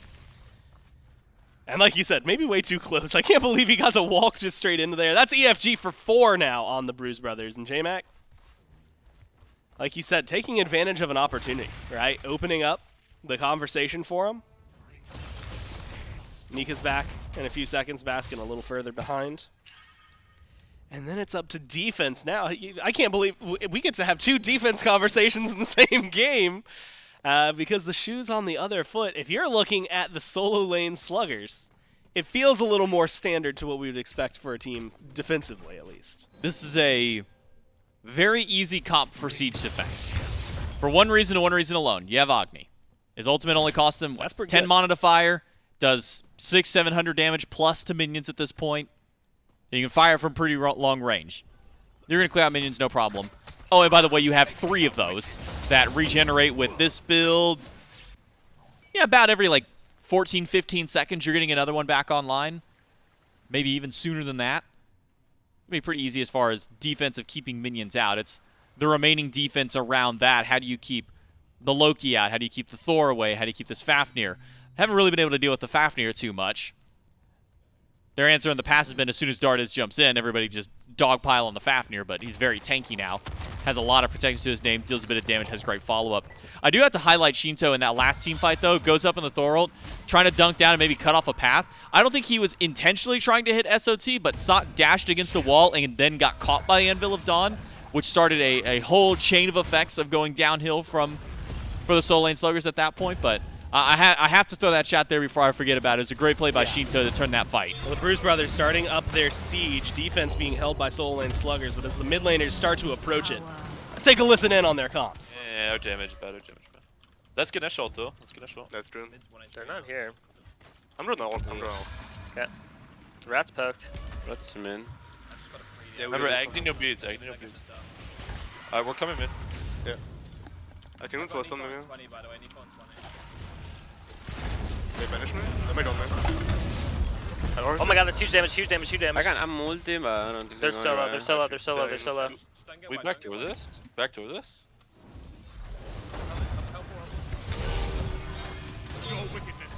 I will for you. If you just go, it's ruined. Ratatoskr. Yeah, they're going bottom. They're very low. Oh, Crimson is on Freya? Yeah, it's Freya. Red playing. Agni, just get out, chase her, right. I'm out. I'm getting out. That's Agni, just Yeah, down I'm for next good. Uh, fight as well. Nice. Okay, that's double Phoenix. I Cool. got 3k Yeah, that's ruined. I saw fire for 60 though, so you maybe. We can get this tier 2 and get wards for left, I think. Yeah, I'm still dead for 40 though. Yeah, when done. They might try to kill you. Oh, do I need mergers? Oh shit, man.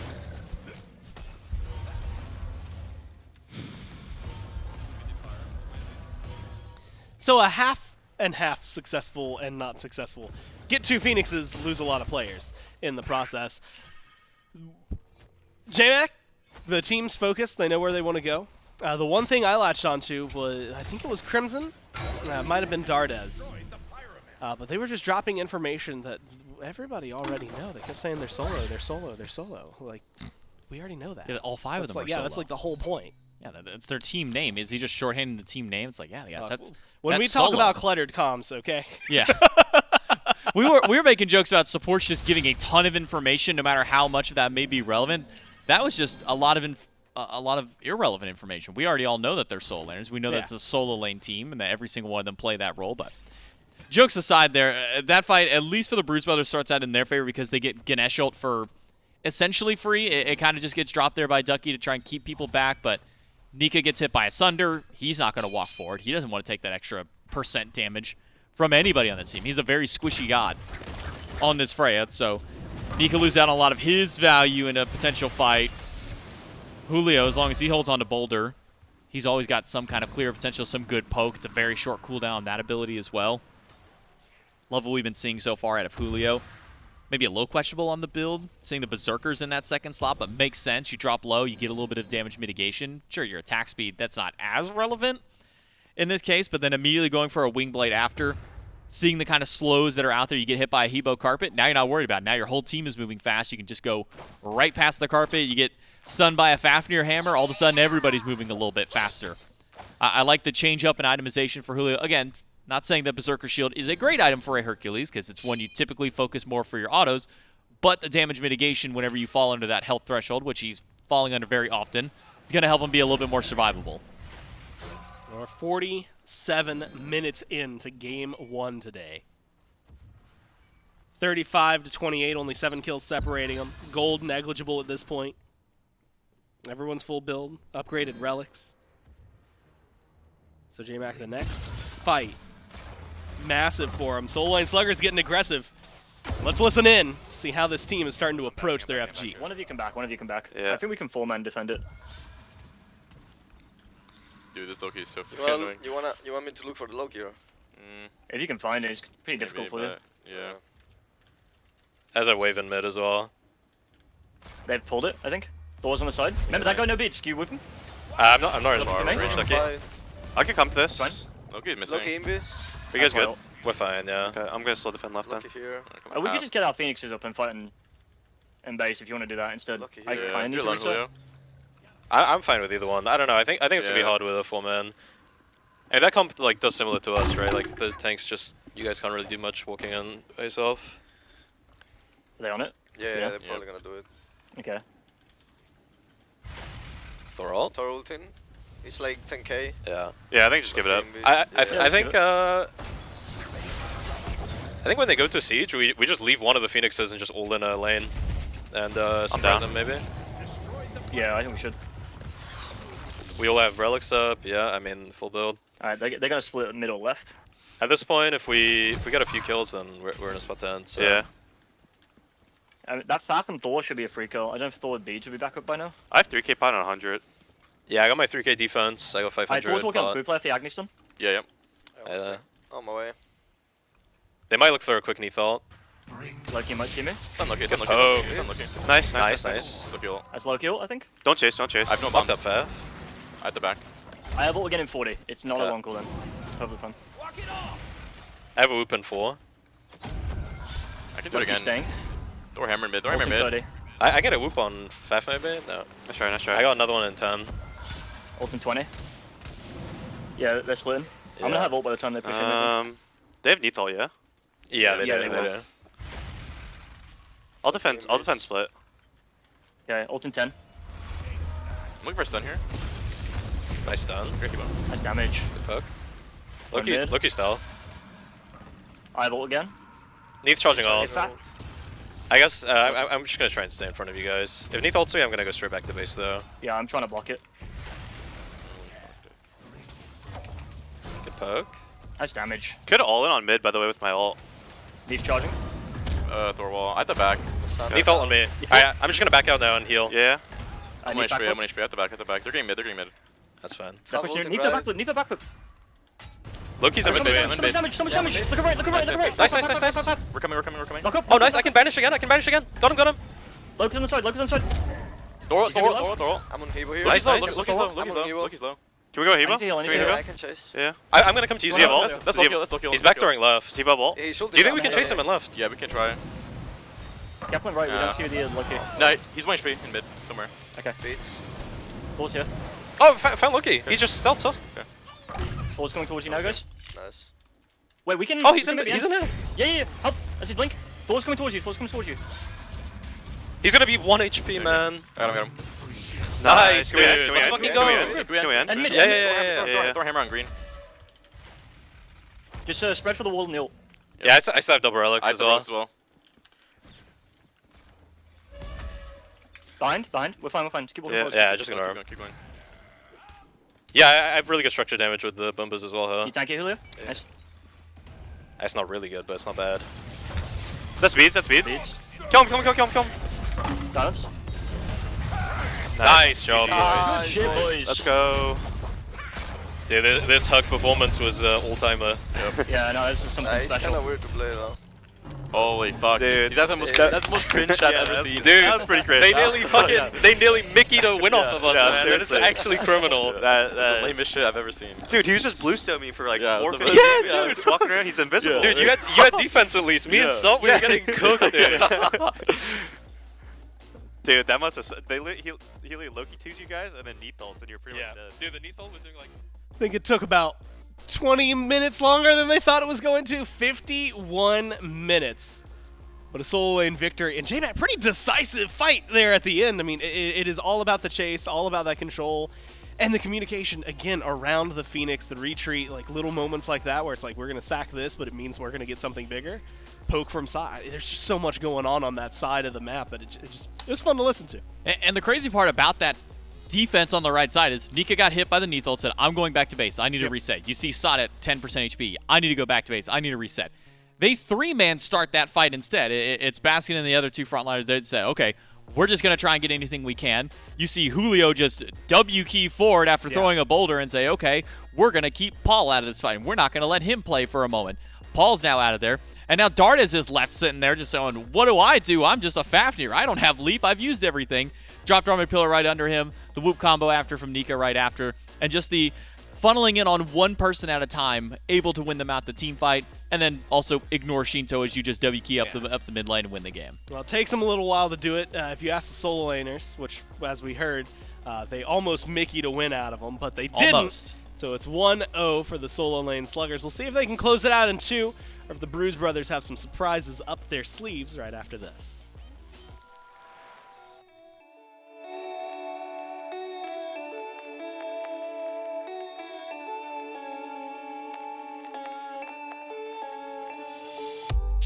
I never got to say the words, the ones that you had never heard. And you're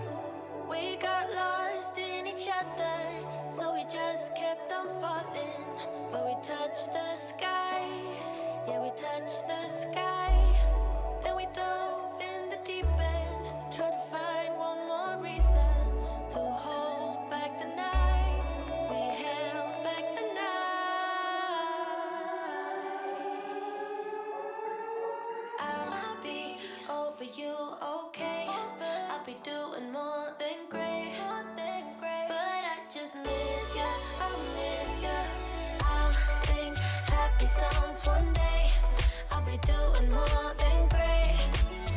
But now I miss ya, I miss ya.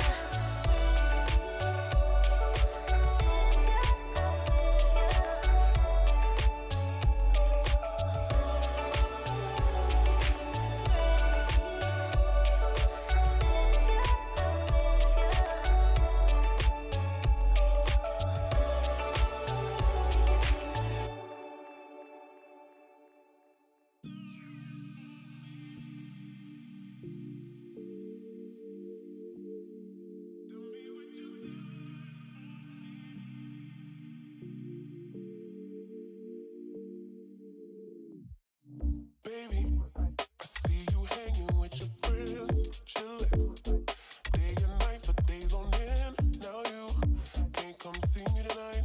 Say you ain't got the time. I'm the last one you prioritize. Keeping your IG pictures on my phone. I won't spend another night at home. Okay, I'ma just be on my way. You see, I'm not the one you take for granted, babe. I know that life can be busy, love, but you make time for the ones you love. It's only right, it's what I deserve. Love, tell me what you done for me, done for me, done for me, done for me lately. Get your mind go on vacation, leaving your affection for me at home. Tell me what you done for me, done for me, done for me lately.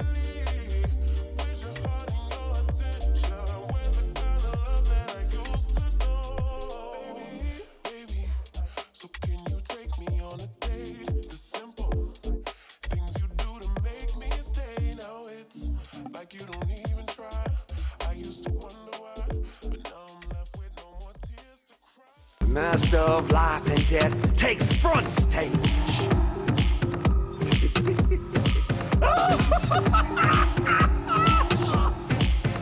Let's liven things up, shall we? Come, the party's this way.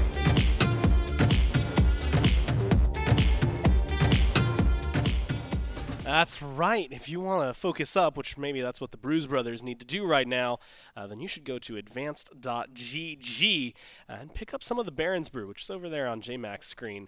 The flavor, which I believe we have not just determined, tasted several times at this point, is more green apple-y, right, is exactly the way you would expect it. It's a fantastic flavor. You can, again, go to advanced.gg, use code SMITE when you're picking it up. It has gone so quickly, and the last time I did that, there was none in there. I'm assuming it's the same one. It's mostly empty. I was gonna turn. If it was fully empty, I was gonna turn it upside down to show. But unfortunately, there's enough in there that it would make a mess on the desk. Well, so I won't what's do gonna that. happen now that that's been not known is Jordan's gonna run down that hallway, and he's going to mug us. And take that one. Honestly, if there's any left in the Godslayer here, he might steal that too. We might have a Baron's Brew over there he might take. But the good news is, at least for that, Jordan did have some on his desk last time around. And so there was some of that. Maybe ours is safe for now. Maybe you know what? Maybe I just finished off. Maybe. Well, I think there's enough for that we could both make a drink. We could both have a Baron's Brew ourselves. There you go. So go to advanced.gg and join me and JMac. Have a Baron's Brew for yourself, and don't get robbed by Jordan in the process. While we're at it, though, speaking of robbed, the fight back, almost robbed win of the solo laners, but not robbed. They managed to secure the package, get themselves the W, find that 1-0. But JMac, it takes them 51 minutes. And there's a lot of back and forth for a lot of those moments. And it comes down to, in my mind, there's like one Fire Giant they got at 29 minutes. And then they never got another one for, I believe, the rest of the game. No EFG to really help them out in sieging the rest of the base. So they were on defense for another 20 after that. Yeah, I think part of the reason as to why we've been seeing a lot of Loki bans is exactly what's highlighted in this game, what Crimson's able to do. Not just the high damage that a Loki is able to do, but just the annoying poke in CC. Mostly just the annoying poke that he has at the tail end of a game. You walk up as Loki, you drop Decoy, you get a couple of ticks on it with, by the way, Bluestone, Crusher, Heartseeker, 3 different proc items, plus just the damage that comes from it. It makes it really annoying for these backliners who don't have defenses to really be able to sustain through that with any kind of lifesteal or any kind of inherent healing. And so Now, thankfully, for the Sololane Sluggers, they don't have to deal with the Loki any further. But I think a lot of this one, and you heard it highlighted at the very end there by Nika and by the rest of the team, is that was a highlight-level Hercules game from Julio. And when we talk about Julio, we think the tier, we think the King Arthur. We just got a good reminder that Hercules is also in that same category for top performance picks for this player. I believe at 8-0 to end that game out. Took a lot to try and kill the Hercules. Obviously never successful from the Bruise brothers, but also just great line frontline CC. I mean, the moments like these are the ones where you're slowing people down, you're walking up with this infused sigil, and because you're so tanky, because you're taking so little damage, but there's such high spam on the enemy team, you're getting 2 to 3 procs of it off every single time you're walking up into any kind of a fight. Now you have a Ganesh with a Sunder and a Dharmic Pillar to max Shroud prots, and you're already doing a decent amount as a Hercules. And once SOT and Nika are actually able to join a fight, they're able to do a lot of damage. I mean, you saw that Crimson nearly goes down to a Flame Wave stun into double bomb combo. Had that third bomb connected, Crimson is dead. And now you're looking at a much simpler defensive siege.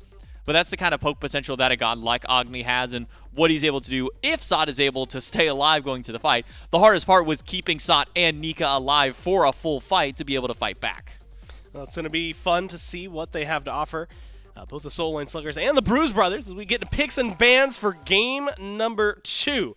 Bruise brothers will be first pick this time around, and J-Mac, this feels like the perfect time to remind everybody what the draft style is like for this tournament. So what you see at the bottom middle there, unavailable gods. You'll recognize them, all 10, as the gods played in the last game. And that's how every set works. If you play them in game 1, they are unavailable for the rest of the set.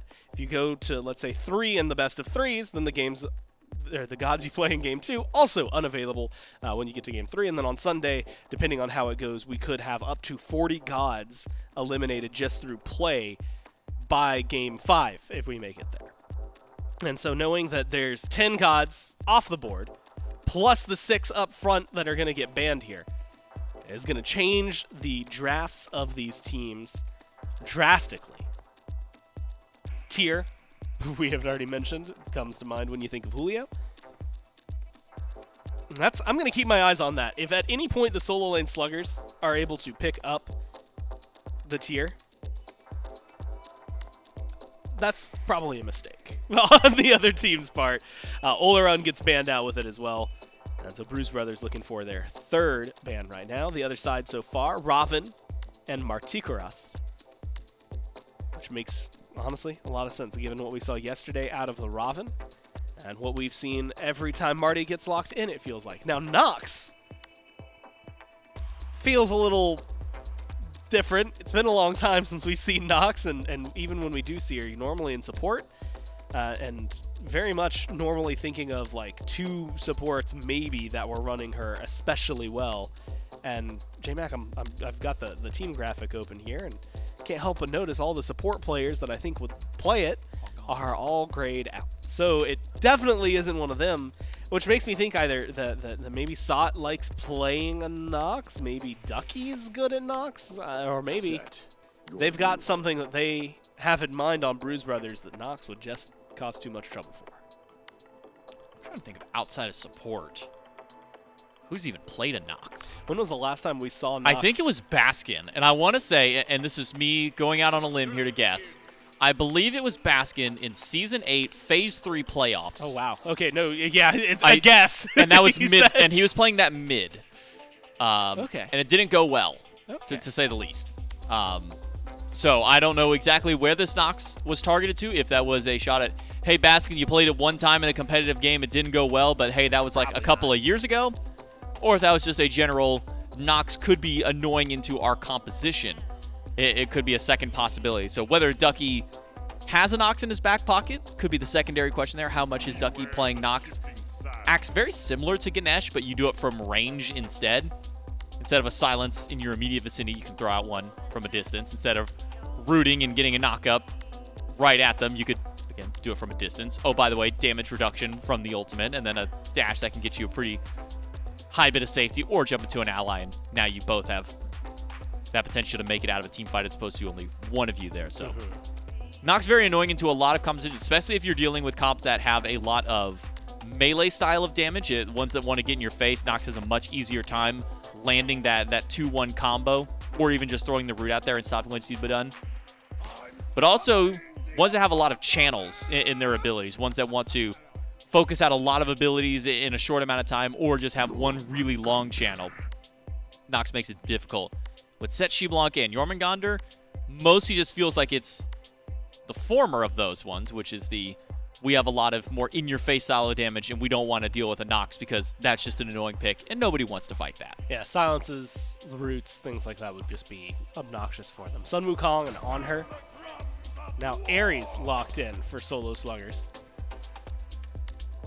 And as mentioned before, we've had a lot of these players who have flexed over to picks like this in lane, let alone swapping roles. So Wukong being a pickup for him probably made things very easy, assuming that's going to go, I guess, over to Julio. It could go into the jungle, though. We've definitely seen that once or twice over the last couple of weeks. But with the Ares locked in, you had to well, I want to say assume that it's Ducky, but yesterday we saw that it's not always going to be the case. So we'll let it ride out as the Sololane Sluggers go for their second ban in the bottom phase. Ymir and Kleena banned by the second pick team. Bruise Brothers answered back with a Merlin. You have to imagine another mage probably on their mind. What things can Sop play, has Sop played? You had mentioned it, but what we've seen him play in solo was Merlin and the Morrigan. That being said, he just had a really nasty Agni. Of course, that's not going to be available, but I think that goes to show that it's not just, hey, here's two mages and maybe a secret third for Sot. He probably has quite a few in the pocket. Which goes back to what you were saying in last game as well, which is when you stream for 12 hours, and especially if you're going to just kind of swap up gods. Some of these dudes have done the like A to Z challenge where they're going to get a win on a god in order, alphabetically. You tend to know at least a little bit of what you're doing there. Ra is the choice for the ban. So do you think the Morgans, like, are there a good enough transformation? I mean, I see Set, so maybe at least one good enough one that you could go for it. If I'm getting the Morgan, I don't want to get it now if you're the Solo Sluggers, because as you mentioned, there's not really a lot of great targets to transform into. Set's your best option at this point. Jormungandr if you need some fast escape, maybe even Sun Wukong, jump on the Somersault Cloud, get out.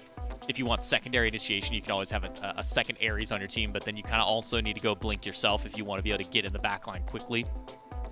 So if it would be the Morgan for Sololane Sluggers, wait to see what Bruise Brothers pick up. Grab something now that would also work really well in tandem with that Morgan. Obviously, you can't go Ratatoskr. Pele is a great option for that one. Hunbats would have been another one that immediately kind of jumps to mind, kind of the classic tried and true combo of having two of those.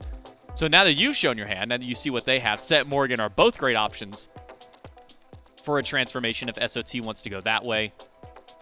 Still, though, could go just about any direction he wants to as far as a mid laner is concerned. Bruise Brothers now. I'd like to see a little bit more initiation from this team. Jormungandr is really great at disrupting a fight with his ultimate and disrupting the middle of a team fight, but he's not the ideal one that you would want to have be your frontliner. Not only is it because he doesn't offer too much CC, he has a tremble and has a couple of knockups either with his ultimate or with going down into the trenches for a little bit. But he's also just a giant target. He's one of the wider gods that we have in the game, and it makes him so susceptible to damage that he's not the ideal one that you would want to throw by himself. Amaterasu is a great option to pair alongside with Jormungandr.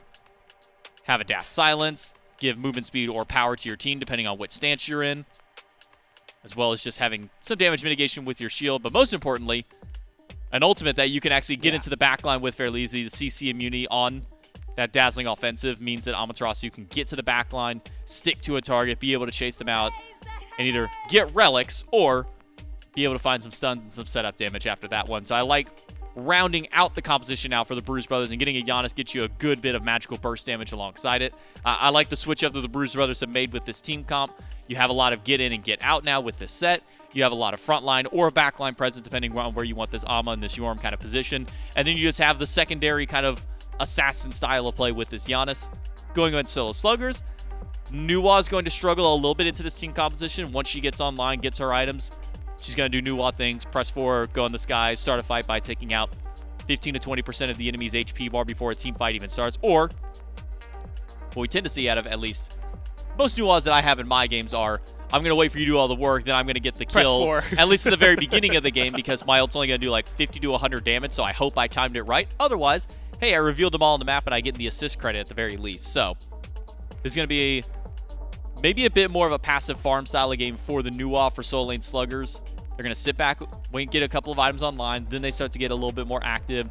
Ares in a support composition, which I imagine this is where he's going to land this time, has a bit better of a curve towards his late game. It's no longer the we need to win by 20 minutes because I'm damage Ares inside of the jungle. It's I'm a frontline Ares. I'm going to be building a lot of defenses. I'm probably going to get a lot of auras, so I'm going to get natural power from my passive, and he's going to do damage no matter the stage of the game, but he's also going to be tankier no matter the stage of the game. Yeah, there's a lot of opportunities, I guess, for him. The one thing that is going to suck, and maybe it's you know, ult for beads, but ult for ult in some cases, but it does feel like there's a lot of CC immunity available on the other side, which might cause a little bit of trouble for them top to bottom, at least in terms of keeping that Ares as engaged, as active as it can be. But you had mentioned like the Pele, the Nuwa, you know, Anhur, which honestly we don't talk about too often, but it feels like Anhur, usually it's the I'm going to prove to you that I can beat you and I'm going to box you and I'm going to fight you and I'm going to win every step of the way. Comes online a lot earlier than the Freya, so we'll see what Nika can do with that one. The other side, though, Janus, Amaterasu, to close it out. Janus we saw yesterday, so somebody like hide Bera. I don't know if he's in the studio. I don't imagine. He doesn't have to be here until later, so hopefully he's like staying safe and bunkered down. But we saw a really good play from Hurry on Janus, which is kind of expected because it's Hurry on Janus. But going into mid, and no matter any of these guys that pick it up, I know Crimson's got a really mean Janus. Yeah. The rest of them doesn't come to my mind as, hey, that's a god that they'll go to normally, but they are really good at it. We'll find out game 2 what Bruise brothers are electing to do. How do you feel, I guess, about the Janus pick in general here? Once we see where it ends up, it is on Crimson. That's now my biggest question. Is Crimson going to be jungle based off his starter item? I would say so. And this is one thing I was going to bring on and kind of latch to. You mentioned Crimson had a good Janus. I also remembered him having a good Janus. And so for a moment there, I was like, man, what if Crimson just plays Janus jungle as a potential? And now we are seeing that come to the light. We will be seeing the Janus jungle for Crimson. It acts almost the exact same way if you would play mid lane Janus. You're going to build cooldown. You're going to build a lot of burst damage after your cooldown. You get free pen just from leveling up your ultimate as the game goes on. So once you hit 20, you already have more free percent pen than everybody else on the map that normally has to work for it at that point. So the unique part about Janus is that his itemization is much different compared to a lot of other mages. You'll see, you know, when a certain build becomes meta, you think Tablet, Book of Thoughts, Soul Reaver, Breastplate of Valor, and then like Obsidian Shard or something like that. For a little bit, that was the mid lane style of build. Yeah. Janus doesn't need to go that. In fact, because Janus has extra pen, whenever we're going to build full flat and percent pen with, you know, 4 or 5 items, Janus says, okay, well, I don't need to build a 20% pen item. I can build a 10% pen, or I can build a single 20% pen item as opposed to multiple and get the same level of value from that, and I can build into anything else. He can focus on cooldown.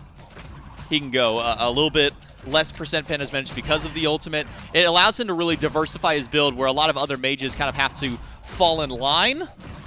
This is not a great clear combo, by the way. Amaterasu and Xbalanque, especially, well, Branching Bolus, Xbalanque, probably better than Poison Darts in that case, but that is not a great start for the Bruise brothers. Half health in lane against an Ares who landed 2 chains, but did not get the 3rd. J-Mac, imagine if they had been unfortunate enough to get caught by those chains walking in the lane, and the flames had been there. Would have been a different story. They're going to heal up, though. It is definitely a comp and a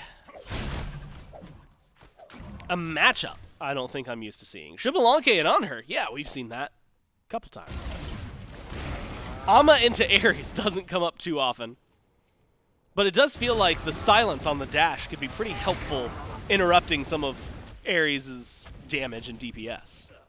As long as you're not hit by a chain, Ama's good into Ares because you can stop the brunt of the wave clear, which does come from that flame. If you get hit by the chain, well, you're kind of out of luck at that point. But Early rotation from Crimson on the Janus. This could result in a good first blood. All the damage is there. Portal's good. That should be the lockdown. And Dardez finds the last auto. And then the dash. Two? The forward. They're going to find a second one. Crimson picks that one up. Nika goes down. Duo lane for the solo lane. Killed off.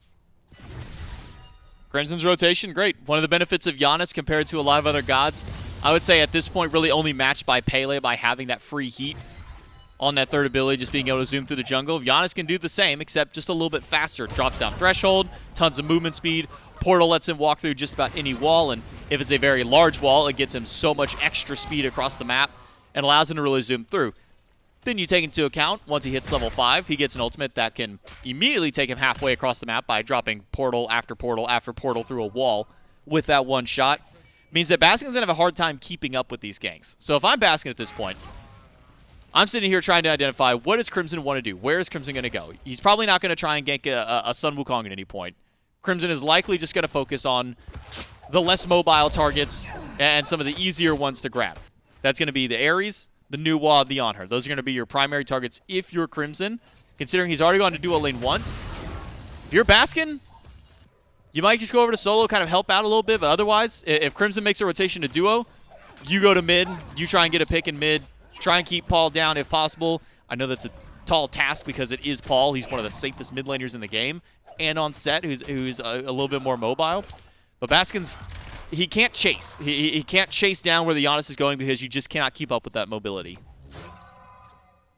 Well, Crimson, I'm a little worried about what's going to happen when he's level 5. That ultimate available does open up a lot of rotation power for him. And as mentioned, he's pretty good at Janus. I was worried that maybe taking it into the jungle was going to be a weird kind of swap up, but that's the glory of having an assassin in mid, is that you're not necessarily losing some of the stuff that you would need late game from having Janus in the jungle. And the benefit of J-Mac is everything we've seen. He can get across the map really quickly, really easily. His abilities giving him like move speed buffs on top of the speed buff he already has. Feels like he's going to be running around. Similar to like when we used to see the occasional jungle Poseidon. It was all about that rotationary power, but you're also coming in with Unstable Vortex, having a lot of damage. Eats a lot of poke, at least in that little skirmish against Sot, though. He's going to be the talk of the town. At least until someone shuts him down and it does the opposite, right? Yeah, he's got 2 kills or assisted getting 1 kill, got himself a kill on the duo lane. And I'm just waiting for that big ultimate, that big swing that Crimson is going to bring.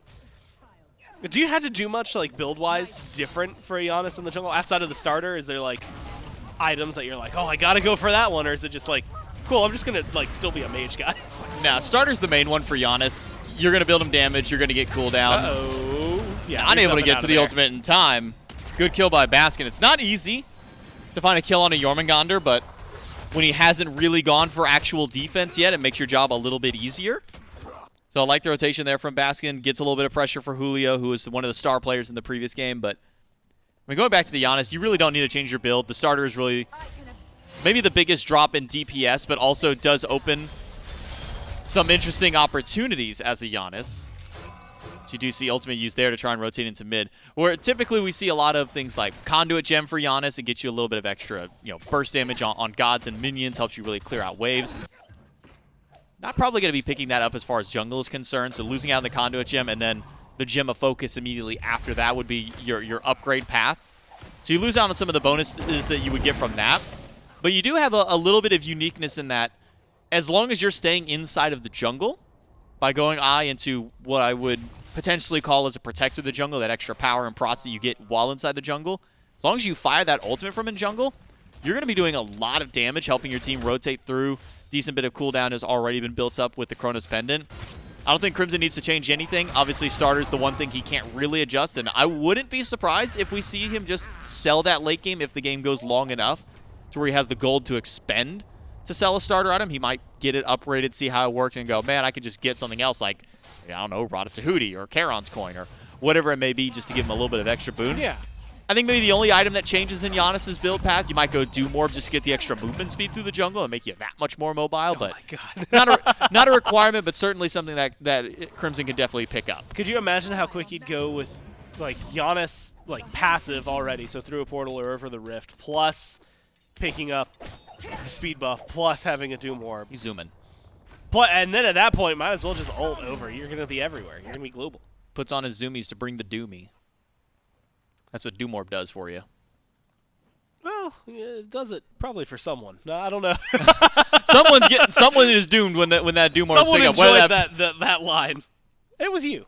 I enjoyed it. Yeah. You know it's the only reason I say it. Good for you, man. I enjoyed it. I would not say a joke that I did not enjoy. And you know what? I will say ones that I'm disappointed in saying, but it's still one that I would enjoy saying. That's a good philosophy to live by, which is like, who are you trying to make laugh with your jokes? Should be you, almost always. If you can't laugh at your own jokes, who's going to? At least you got to think yourself is funny. That's a good way to focus on things. Speaking of focus on things, ult off the mark here, so Crimson maybe not focused enough. As the return damage is good, flames, chains, and everything you need from Ducky helps get that kill. Now it's 2 for the Sololane Sluggers.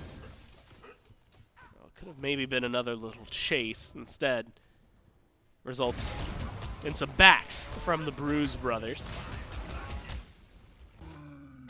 I was wondering if something could happen over there. It's Sololane. I'm forgetting some of the natural decisions that is Sololane. Both of these guys going to be tanky, although it's not going to stop them from going for the damage. J-Mac, 2 kills now, answered in kind from the Sololane Sluggers. Admittedly across the map, but it keeps us pretty much even experience-wise is in their favor. Julio going up into the ult. So is Sheento. Have to imagine both are going to retreat instead in the 2v2. Tings on the Ala support taken down and a kill awarded to Nika. And Dardez is dashing at them. Way. Chain is good. Another one by Ducky. Minions to block, but not enough. Dardez needs one more auto. He missed the auto. Ducky lives because he missed auto. It impales down by Nika. Another chain. 2 chains good for Ducky. And he turns that one back around. I thought it was insane of Dardez to dive into the middle of 2, but he nearly pays off. Misses the 1 auto he would need to kill Ducky.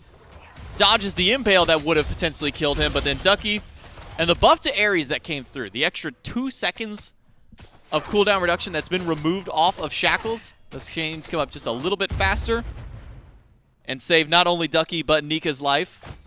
And I gotta know what happened with Nika with the kill over on the left side before that. I imagine it was Ares ult into, maybe just Ares ult into an impale? Oh, yep, that's exactly what happens. Ares ult when you use your ultimate in front of him. Yeah, your CC immunity on Ama is on the ultimate. When you use it in front of an Ares, he's going to punish you every day of the week. Yeah, he kind of recognizes, wait a minute. Wait a minute. You don't have beats. It's the numbers gif, right? Where he's like doing the calculations, and then suddenly Ducky's like, I can just pull him. Grabs him, gets the kill. Now they're getting aggressive, as they should. Duo lane re-dominated by the Sololane Sluggers. After 2 kills early on, 5 unanswered by the Bruise brothers. And these Shackles, they've been doing a lot, maxed up first as well for Ducky. And it's just not going to get any better there. Can't even get into the ultimate. Sheento falls to a gank from Baskin in mid. They might find their reprieve. Paul is doing Paul things, puts Sot in the ground. Keeps it 6-3, still in favor of the Sluggers. It's not really one you can fault Sot for except for stepping up to Paul. Baskin's going to try and answer back if he can. Threshold there provides movement speed and ultimate from Crimson to bail him out. Baskin may just get turned on instead, but now Julio is here, finds the cudgel inside the jungle. A blink by Baskin. Bails him away from Crimson, but he's got to walk away. Don't let Crimson continue chasing. And now it could just be a punishment. Crimson tries to go through the portal, but on the other side is waiting. It's Ducky with the fire, the ultimate to bring him back. There's no beads. Bring him right back to Baskin to put him down. What felt like, assuredly could have been, should have been, a 4th kill for the Bruise brothers. And instead turns into an 8th kill for the Sololane Sluggers. J-Mac, good news is there's still 45 seconds before the beacon spawns up, so they don't lose anything too crazy other than their lives. And of course, a pretty massive lead. 2,000 gold now in favor of the Sololane Sluggers. Beacon's going to be coming up at about 30. And we get maybe an explanation and an exclamation point, I would even go so far to say, as to why Julio has been a phenomenal pickup for him. Julio's just built it. It's just a good draft. When I saw Julio's name on the draft list, I was wondering which team was going to snag this guy up, because he is one of the best SCC solo laners that we have had in some time. You throw his name up there with Kana and Deathwalker. Deathwalker, who was SPL. Kana, who's now SPL. Julio, at one point, was also up there. And we're seeing exactly why he's one of the top solo laners to have picked for this team. Yeah. Not able to get the kill on Sheento yet. No, the damage isn't quite enough. Sheento's still alive. Paul's going to chase down and hand deliver Julio's first death of the event. And a double kill for Paul. Great way to answer back. A couple of kills for the Bruise brothers, but now is BigManTingz and Crimson safe up against Ducky and SOT. Yeah, Flames and Chains doing whatever damage they can. Ducky surrounded by 3. Sauce on the side to help him out. Goes up into the ult. Does not get a pull, but now Nika's rotated in. Pillar dropped. Damage is there from the ult, but not able to hit all the shots. Not able to find the kill. Instead, it's a disengage on her. Low. Shots good from Paul. Shots great from Dardez, and the damage is starting to spread. Nika forced to fall back. Ducky already gone. Saw it. Escapes the portal. Has to use the beads and the Aegis in this engagement. Beacon still being captured by the Bruise brothers. Gonna go to the Order team. And J-Mac just like that, 8-6. 3 unanswered kills from the Bruise brothers. Unfortunately for Baskin, he's still lacking his large power spike of this Transcendence. He's got the item obviously built, but not stacked up yet, so he's missing out on a lot of extra potential damage once that goes online. The Soul Leader gives him a lot of sustain, so he can stick around a fight for quite some time. But the man of the hour right now here in game number 2 is Paul. He's doing it all for his team. Couple of kills in mid. Finds a pick out in the jungle. Rotates over to Sololane. Picks up a double kill there. 4-1-0. Even despite a bit of a rougher start, he's been able to really turn things around. Yeah, good pressure. And he's not stopping. And this is why during the regular season, Paul was not allowed to have a pick like this. It was Hebo and Set. You don't give Paul either of those picks, and this is why. And so far, even on the Hebo, he was looking pretty solid. Bruise brothers pulling back what was maybe not an indomitable lead, but was, I mean, 2,000 gold. They just, in the blink of an eye, bring it right back to themselves. Pyromancer in the conversation. Gold Fury, of course, up on the left. The sound of nightmares, depending on where you live, with all the geese noises coming out of Sheento. It's a presence from these maps. It's a Pyromancer startup right now from the Bruise brothers. But J-Mac, it's the Sololane Sluggers that are getting a little aggressive. Kind of split back and forth. They were over on left. But it all comes out as a wash. And lands us, again, like right back where you had mentioned it. Nika pushing down the tier 1 and left. Might be able to find something. But now waiting for the teams to really start up the fight. Sot's farming a bit of damage. Also could have been a call from Nika. Just to see where everybody is at. Ducky gets ran out by 2, but it's all from BMT and a beats from Paul that keeps him alive. But now Paul is the one in danger. Yeah, Paul's in trouble, and with a kill for the Sluggers, I want to see where their minds are at, what their comms are like, and where their decisions are going. Come to that with me? Yeah, I could come. Yeah, I'm coming with you. Almost coming here too. I'm going to jump in on it, by the way, if he's on this. Alright, set beads down, guys. Nice. Oh, go next wall, go next wall, go next wall. It's good, it's good. Oh, bad impale. Can I keep aiming off here? Nice. I'm actually out then. Keep running. Yeah.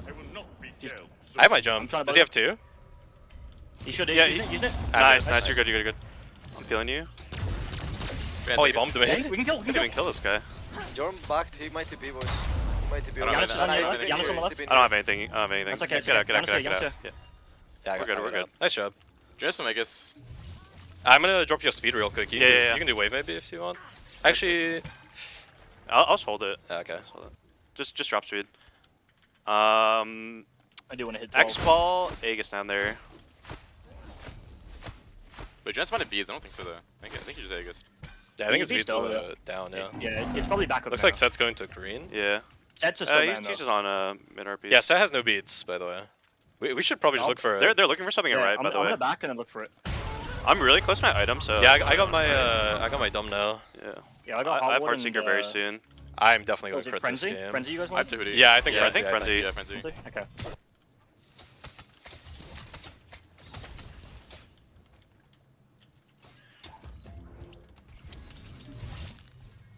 I guess I'll check gold real quick. You're fucking fed, dude. I can look for the set now.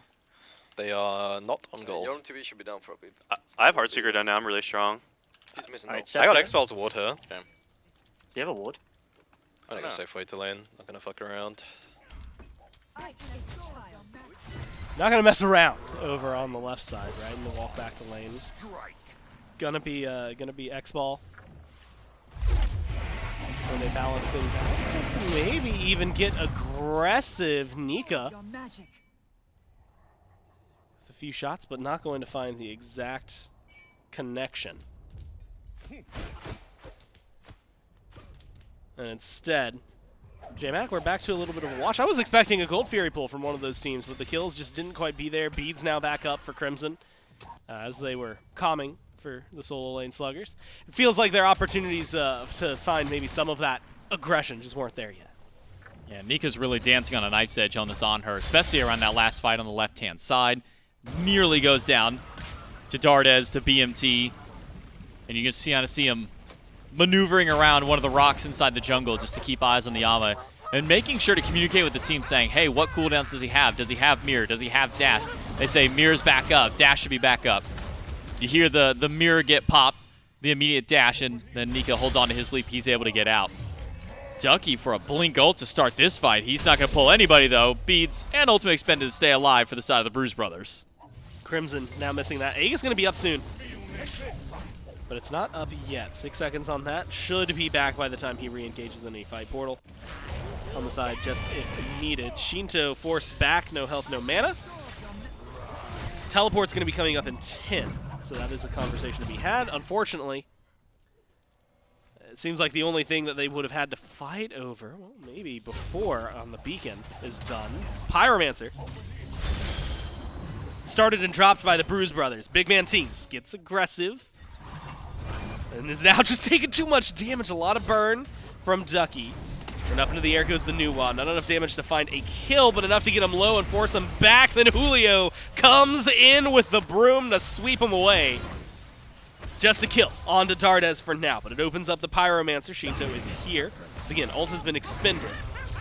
Julio's been doing a lot of bullying. Paul on the side as well. Sololane Sluggers manage to get the Pyro, and they're looking for a kill afterwards. Sheento dropped down to the ground. 2 kills, a Pyro, a beacon. The Sololane Sluggers in control.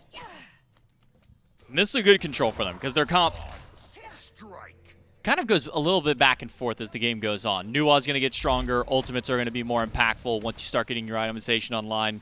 Baskin's going to be getting stronger, and it's going to be harder to box up against him, especially if it goes even one defense item using that last slot. It's about all that we tend to see. Something like a Magi's. Julio's just going to get tankier and is going to be doing equally as much damage, especially now picking up a Brawler Speed Stick. Going past the Pridwin in this case means he's still going to be able to box up against just about anybody and be able to get back out and survive as well. The only one that really kind of falls off as the game goes is the Anhur. He just kind of falls into being another hunter, which doesn't sound bad with how decent hunters are.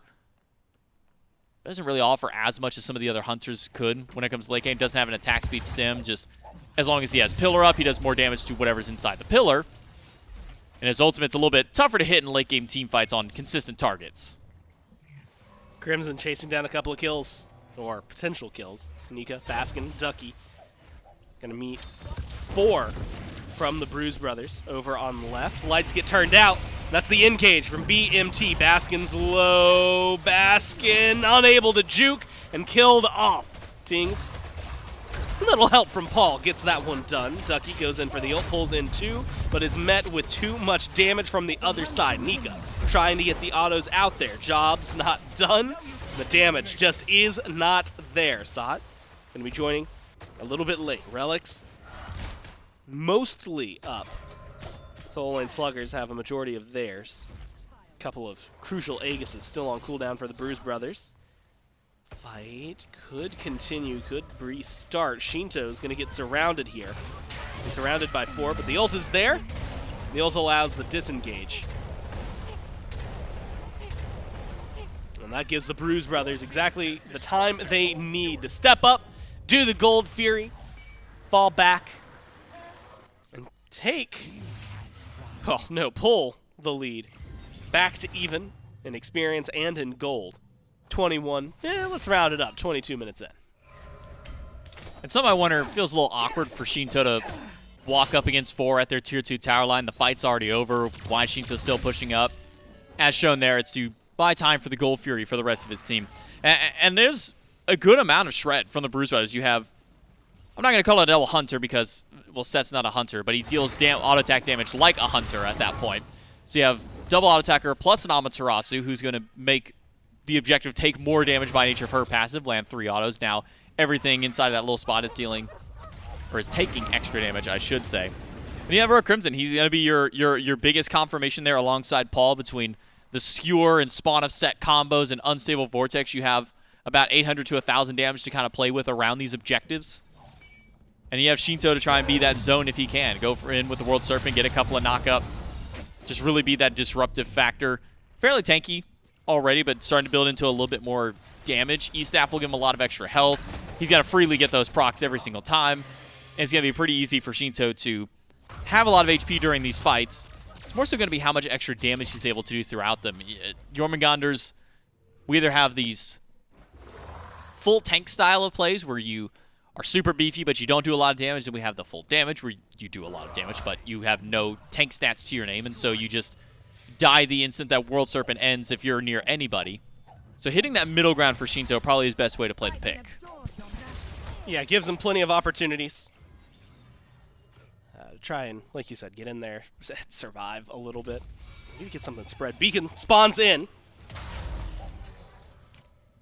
But it is a full 5-on-5. Sheento looping around, looking for the knockup. Ducky, Julio leading the way. Baskin looking for the back line. And Baskin looking for that extra damage, but he's got to find something quick. Wow. And he gets Crimson in the blink of an eye. Forces Paul to play back. A big opening set up for the Sololane Sluggers, and now they surge forward with that aggression. Kill off Tingz. 2 gone on the side of the Bruise brothers, and it looks like it's just going to keep on rolling. Triple kill for Baskin as he runs them down. 4 out of the game, and the Sololane Sluggers get to run it down mid looking for a Phoenix. They might just look for more. It's Can they 20 go for the seconds.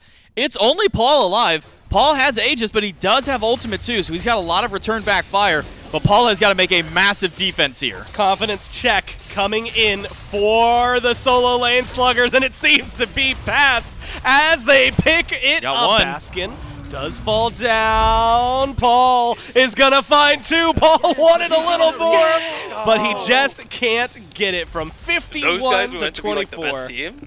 Really? Oh, nah. Nah, I was actually expecting Best mid lane team. Nah, I actually think the other mid lane team is better. Dude. Yeah, maybe. Yeah, maybe. The Q combo is crazy. Yeah. Nice job. Too deadly. So wait, when do we play? Like We play third match. After this next set, okay. then we play. I got some food. Look, man, you find a win, and a little bit of, wow, they call themselves the best team, immediately into, they're not even the best mid team, into, so when do we play again? It's focus for these guys. Quick W, 24 minutes. But J-Mac, they do exactly what they need here to win this set, and maybe put Sololane back on that line of supremacy that we saw the last time we had Roll Stars. Yeah, Sololane really come out big. I do kind of want to throw Crimson a little bit under the bus in that fight. Okay. Died with both relics up to Baskin. Yep. You can beat the knockup, walk through a portal, and you're able to get away. Or you could Aegis all of the damage that goes through. Crimson does neither of those. And so he dies before the fight even really able to kick off. He also did no damage to Baskin. Baskin was full HP after he had killed Crimson. So not only did Crimson not use a relic, he didn't hit Baskin at all. So Baskin now gets to be full HP, maybe with 1 or 2 Conal Autos still available to him. He's able to jump in and kind of rejoin that fight. But more than anything, it's Ducky consistently pulling these beads, these Aegises, these relics, and these cooldowns away from the enemy team. All Ducky has to do in many cases as an Ares, did you press forward during your fight? Yes.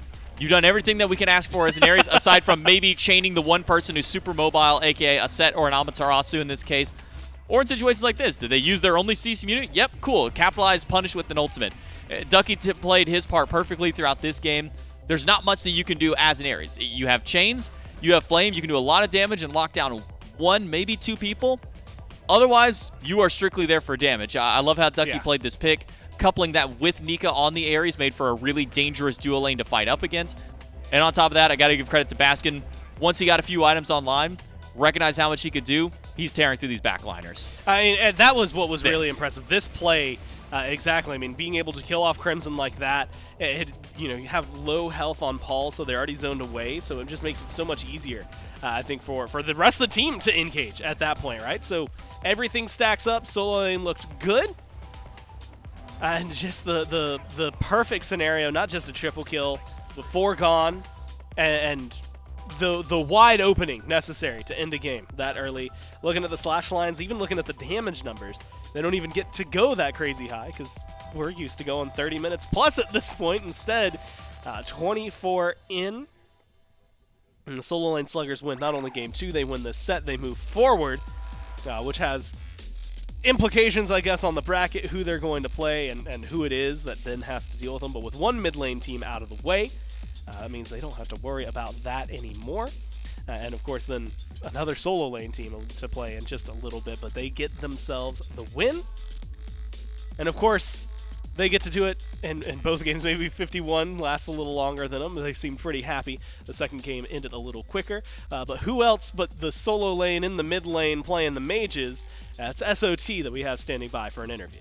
That's right. We got SOT here, the current mid laner for the solo lane squad. You've been changing up roles a little bit. I'm curious, do you prefer mid? Do you just kind of care about wherever you want to play? Is it like a decision the team makes right before the game starts, or where are you trying to play right now? No, I mean, I was gonna mid at the beginning of the season, so I was like, I thought it'd be fun to just play mid for fun in this tournament. So when Baskin picked me, it was like, kind of agreed we already play mid, but yeah. Hey, I mean, you've been looking good on the mages. The Agni play was sick, but game 1, it really did seem like it would have been, I'm not going to say a quicker game, but I didn't expect it to go to 50 minutes. I mean, did you guys think that you could have ended a bit earlier, or was it just some shaky late game? What really made that game drag out?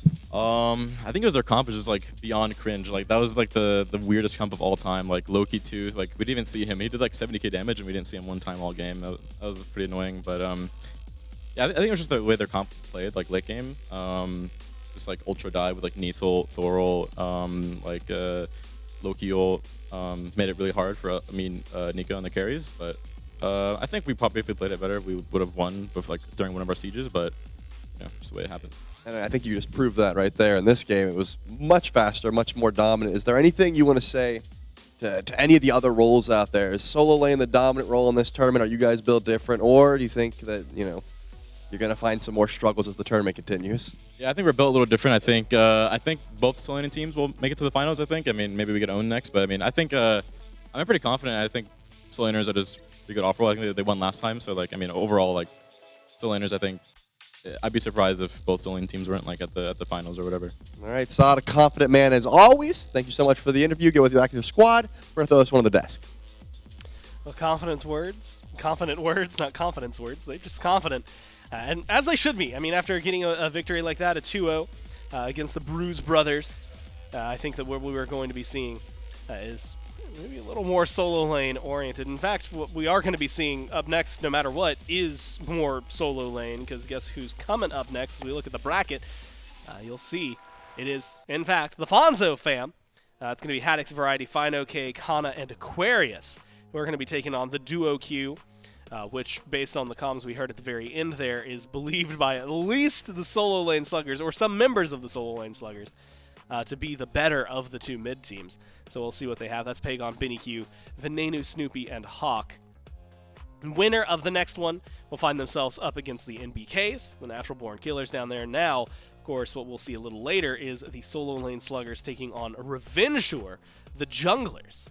And so, as we got a little bit of animosity between carries and support yesterday, now we get to truly see solo laners and their junglers, the ones who are always seeming to butt heads on occasion on the right-hand side, although sometimes Solo is just off on their own. It'll be very fun to watch, JMac, but knowing Fonzo Fam is going to be coming up, and specifically against Duo Q, which is one of the teams that we had high hopes, and I think a lot of people had high hopes coming in for. What are your thoughts on the next set that's coming up? I think this one might be a little bit closer. While I don't want to be biased, I also do think that Duo Q has the better of the two teams for Mage, as long as Benny Q's not doing something really, really weird. It usually works out pretty well for him. I love what we saw on the Atlas yesterday. I don't imagine that Benny Q gets the Atlas again based off his performance. If that one just gets outright banned away by Fonzo Fam, that would not shock me one bit. If you can keep that solo lane down, if you can keep that right side of the map under control, most specifically if you can find any way to stop Pagon, you have a better chance, but Pagon's kind of that guy. He is just the one holding this entire team together in the jungle. Shut him down, you have a good chance of taking out Duo Q. Back-to-back quadra kills from Pagon yesterday puts a maybe pretty big target on his back. But it'll also be the first look at the Fonzo Fam. Something I'm excited to see. Will Solo Lane continue to reign supreme? Well, we can only find out after this quick break.